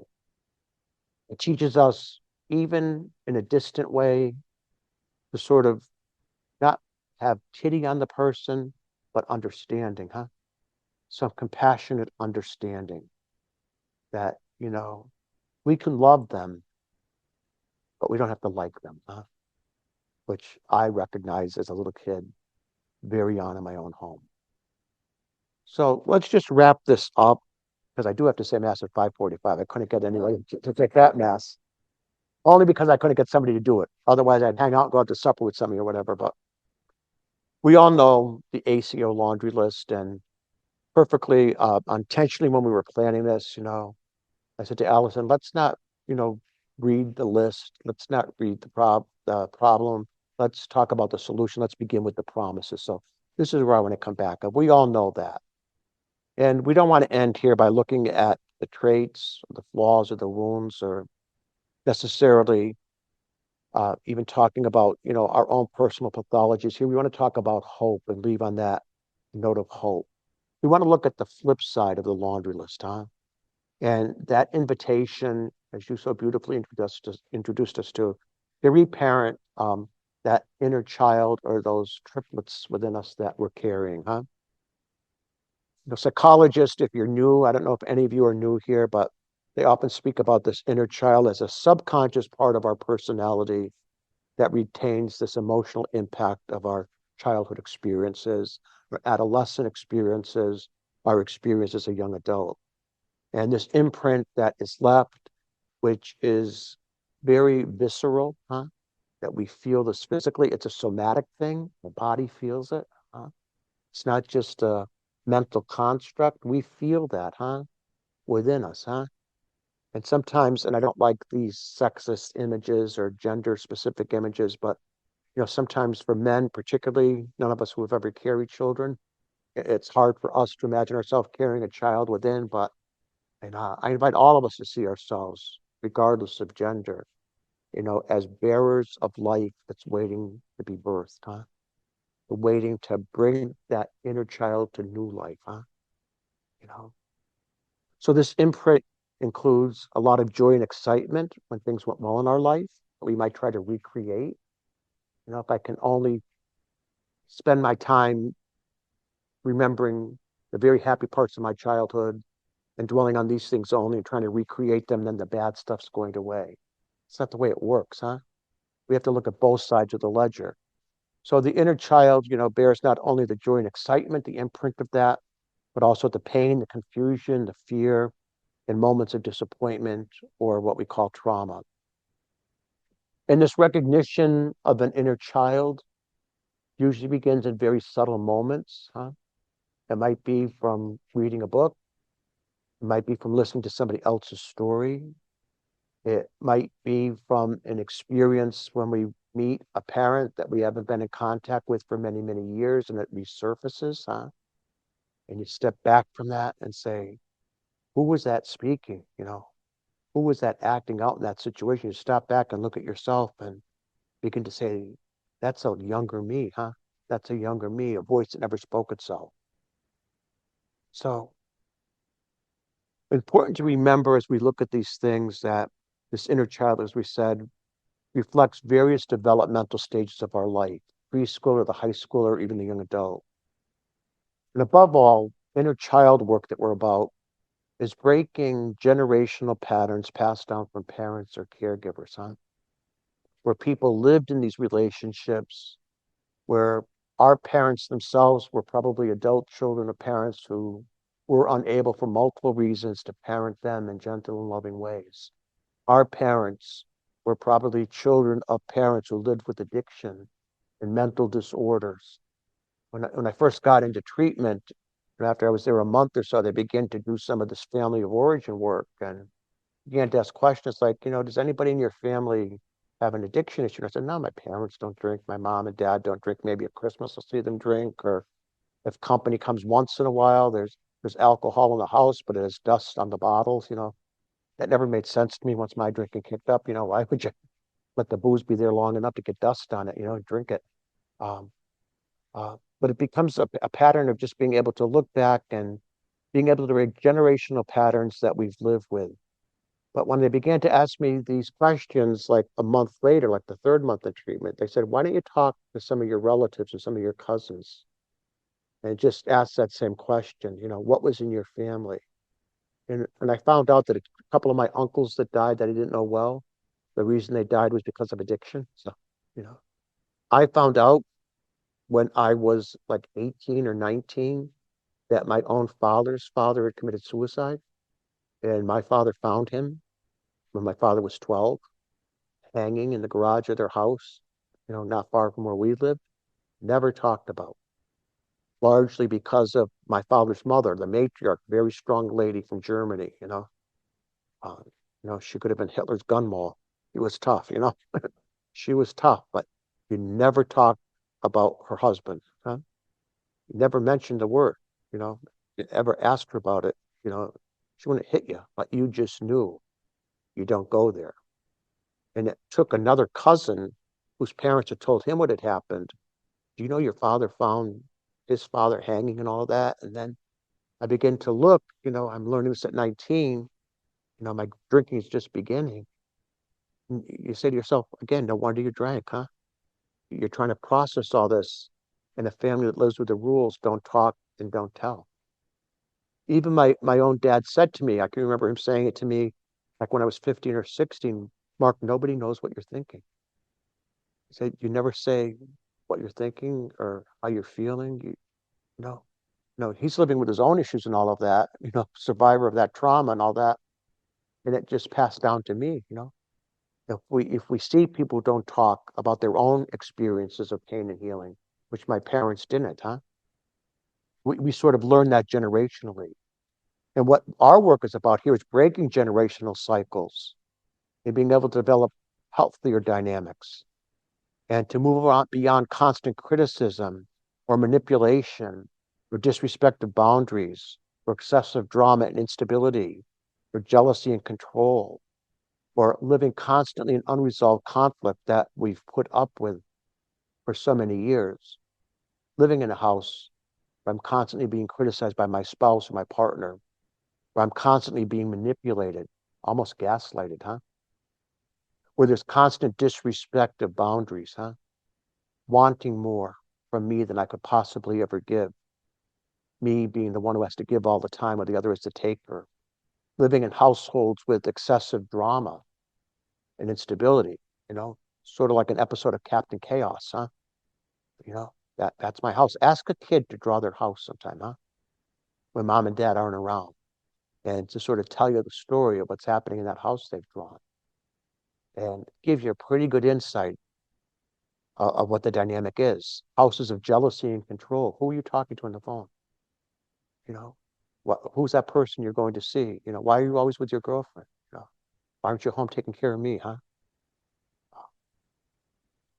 So we know what the problem is, because we've lived the problem.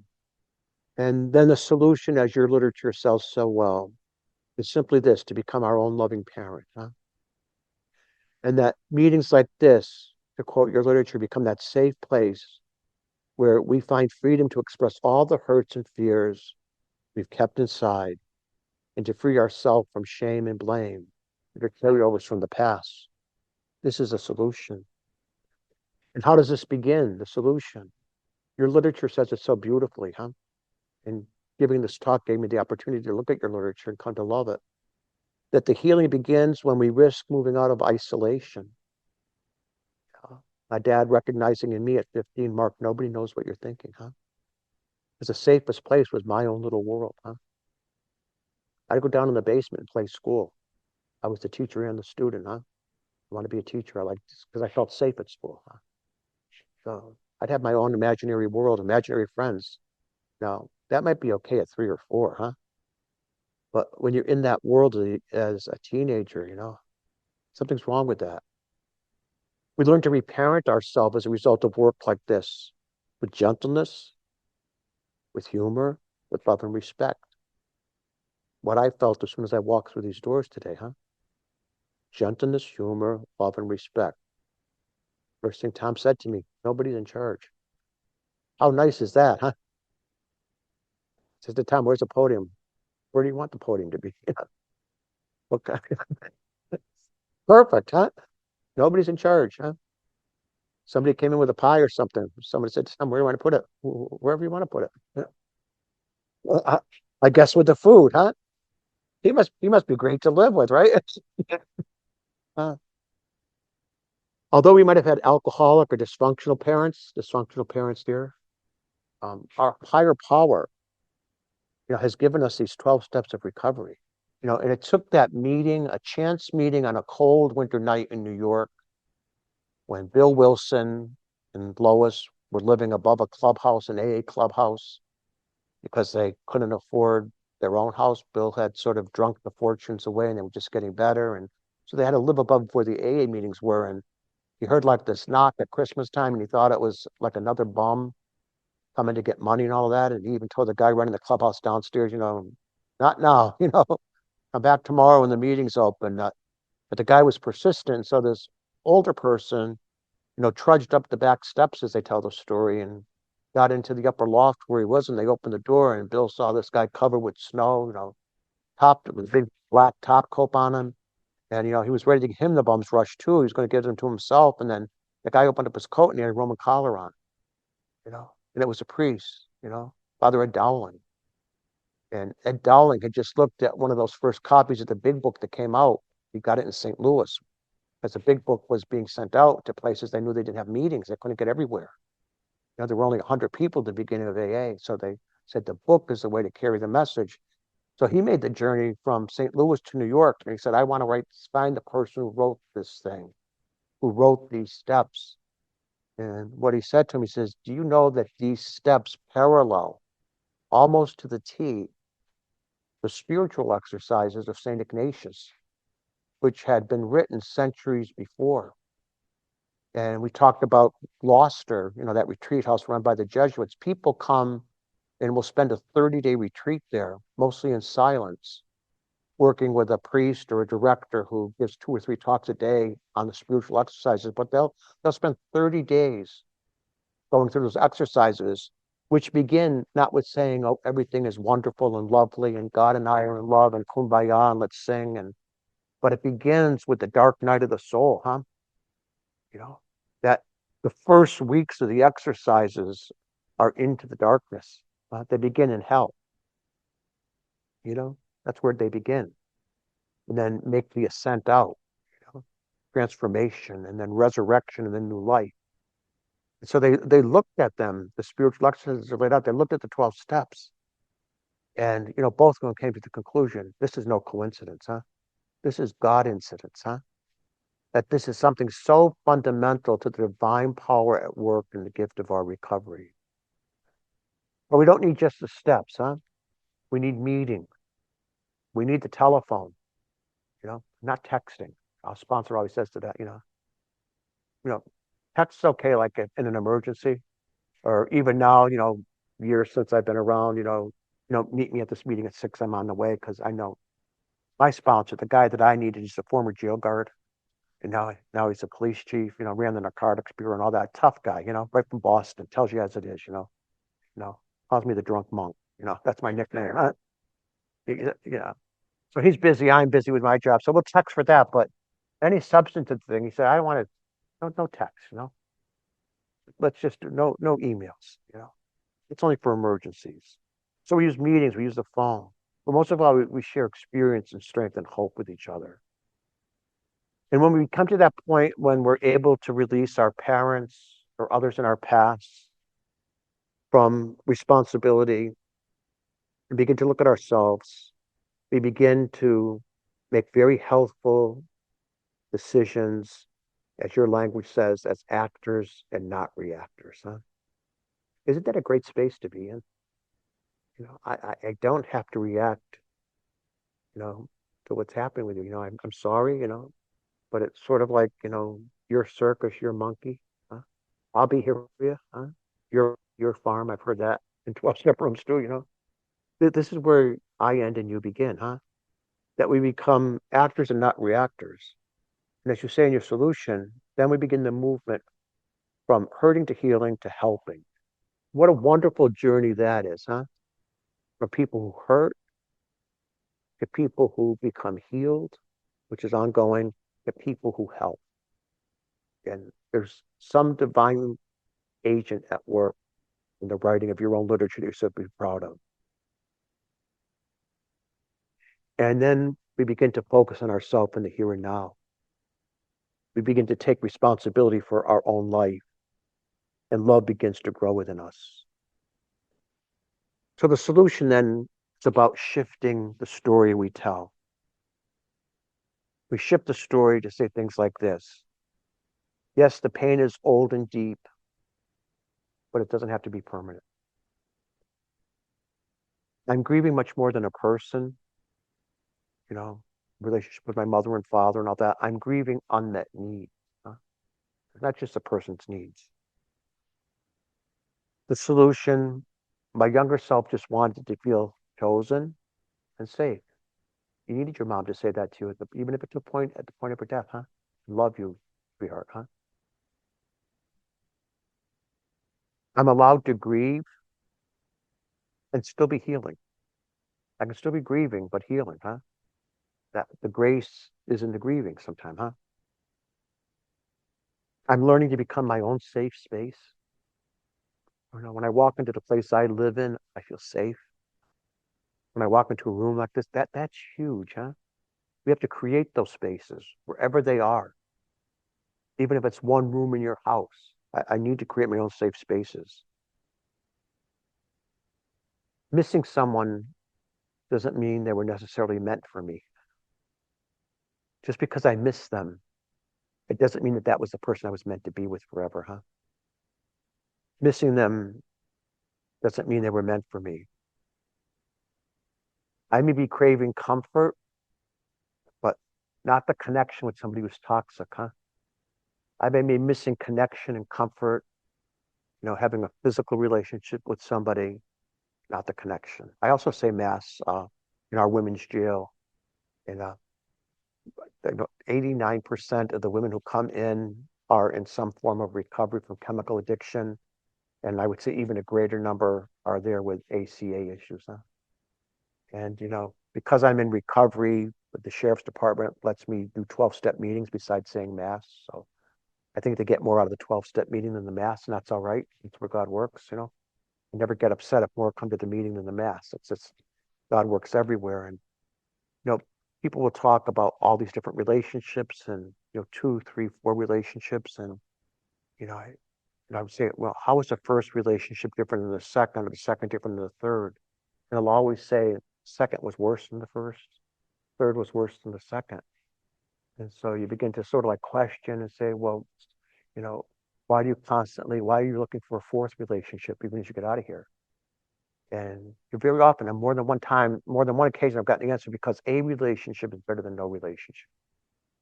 A relationship is better than no relationship. Just to say I have someone, huh? Even if it's just for exterior look, huh? We got to stay together because of the kids or something like this. And that lack of healing continues today. Just to have someone rather than be alone, even if it's unhealthy, that can still be present today. Moving from switch to the solution and shifting the narrative. I deserve peace, not emotional chaos. I'm not needy. I just want to be safe and connected, In other words, I'm not a basket case. I just have a very basic human need for security, huh? Maslow talked about these things, stages of development, basic human needs. Emotional flashbacks are normal and survivable. It does not mean I'm going crazy. Birthdays, anniversaries, certain holidays, they might bring us back to where we were emotionally. And some of that euphoric recall starts to say, and maybe it wasn't as bad as I thought. And maybe I can go back safely and rekindle this. Let's give it a second chance. I've learned so much more about myself, and I can bring my gift of healing and fix this person. When we're able to catch ourselves in that and say, what's going on, huh? When the healthy thought comes just as quick as the unhealthy thought, we know we're getting better. That's what somebody told me, huh? So now when I stop and think, well, maybe your drinking wasn't as bad. You didn't have accidents. You didn't kill anybody. you know, you never lost a job, you know, you never lost a car. Well, I didn't lose those things because people were protecting me, huh? And it come right down to it, you know. My grandfather used to say to me, a real job would kill you. You know, everybody does everything for you in my job, you know. You got housekeepers, you got people and all that. And uh, you know, we're not going crazy through these things, but we just come to a point in our life and our recovery where the healthy thought comes as quickly as the unhealthy thought. And it does not mean we're relapsing. It doesn't mean we have to act on it. We come to a point where right now I can almost catch myself and laugh and say, like, and where would that lead, huh? If you dabbled back with that and, you know, went and made friends with Seagram 7 again, you know, and all those people that were part of a past that necessarily you needed to leave behind. But some relationships can't be fixed. So even after today and all we've heard and the support we felt, some of us sitting here today, because of what you're hearing today, sometimes even talks like this can be re-traumatizing. And I realize that, okay? Because I'm going to be here and I'm going to be in right now and I'm going to be in Springfield, huh? Then you might not ever see each other again, okay? That's the reality of life, you know, accepting realities. And so you're sort of left with this heavy stuff walking away, huh? But we need to have some assuring thoughts here that even if we're sitting here replaying the last conversation of goodbye we had somebody, even if we're sitting here wishing we had said more to that person or said less, even if we're sitting here feeling like we left a relationship unfinished, even if you're sitting here obsessing over what they might be thinking or doing now, did that ever happen to you in a relationship? I wonder what the person's doing, or what they're thinking, or who they're talking to, who are they on the phone with, or where are they for the holiday? Even if you're struggling to move forward, because we go through those periods where it's hard to put that foot, one foot in front of another, huh? There are periods when we might get stuck. And that's why we re-intensify the work programs like this. What's the promise and the hope that we are left with? And again, comes from Karen Casey, who writes a lot of those nice Get Better books, huh? That closure is something that can be created from within. Huh? We can work at bringing closure. Doesn't mean we're recovered, huh? Closure is different. It's saying that I can put the pieces of these life together. I can realize what I'm feeling. That the healthy thought comes as quickly as the unhealthy thought at this point in my recovery. The promise and the hope is I don't need anybody's permission to get better. You know, I don't have to wait for them, whoever that them might be, to say, okay, you know, you deserve this, you know, or our kids to come to us and say, Mom, you need to put this in the past. I don't need anybody's permission, huh? That what is unresolved in them is no longer mine to carry, huh? Their issues are their issues. Huh? My parents' relationship with themselves is their relationship with themselves, huh? And why they decided to stay together all those years, even though I could tell at times they didn't like each other, is because now I can say, despite everything, they loved each other, huh? And lived in this hope that things would get better, you know, until they couldn't. Huh? That releasing the bond, others hold on me, even as I sit here today, is honoring my future, huh? It's honoring my future and my hope of recovery. That, you know, there's a version of Amazing Grace. I don't know if you've heard it, but put the link into that PowerPoint to that you're going to get from that. But, you know, it sings Amazing Grace, the words, you know, that saved to set us free. And there's another chorus in it, my chains have been freed, you know, I've been set free. It's a great song. I use it with addiction, 12-step retreats for alcoholics and all of that. That we need to set these chains down, huh? Chains that might be holding us to people, places, and things that we were never meant to be held to. So maybe as we wrap this up, and it's sort of like breathing work, and maybe it'll make you feel like a kid again and like you're back in kindergarten repeating after the teacher, huh? But why don't you just repeat after me? I am strong. I matter. I am enough. I am unique. I am capable. I am worthy. I am beautiful. I am strong and I matter. I am enough and unique. I am capable and worthy. And most of all, I'm beautiful. God doesn't make junk. Huh? Remember that, huh? God does not make junk. Yeah. God loves playing with the broken pieces of our life, huh? And it's through those broken pieces that the light comes in. So, thank you all so very much, huh? Okay. Let's go.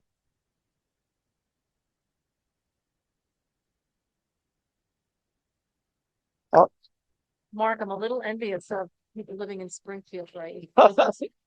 My wish is that I could attend your services. It's oh, powerful and your words are moving. God is working through you and you're gentle. And all right, would anyone else like to share? you're a great listener. And from the Rhode Island Intergroup, this Thank is you for so you. much. Thanks so much. Thank you. Can I open it? Good. And you can thank Joe. Oh, okay.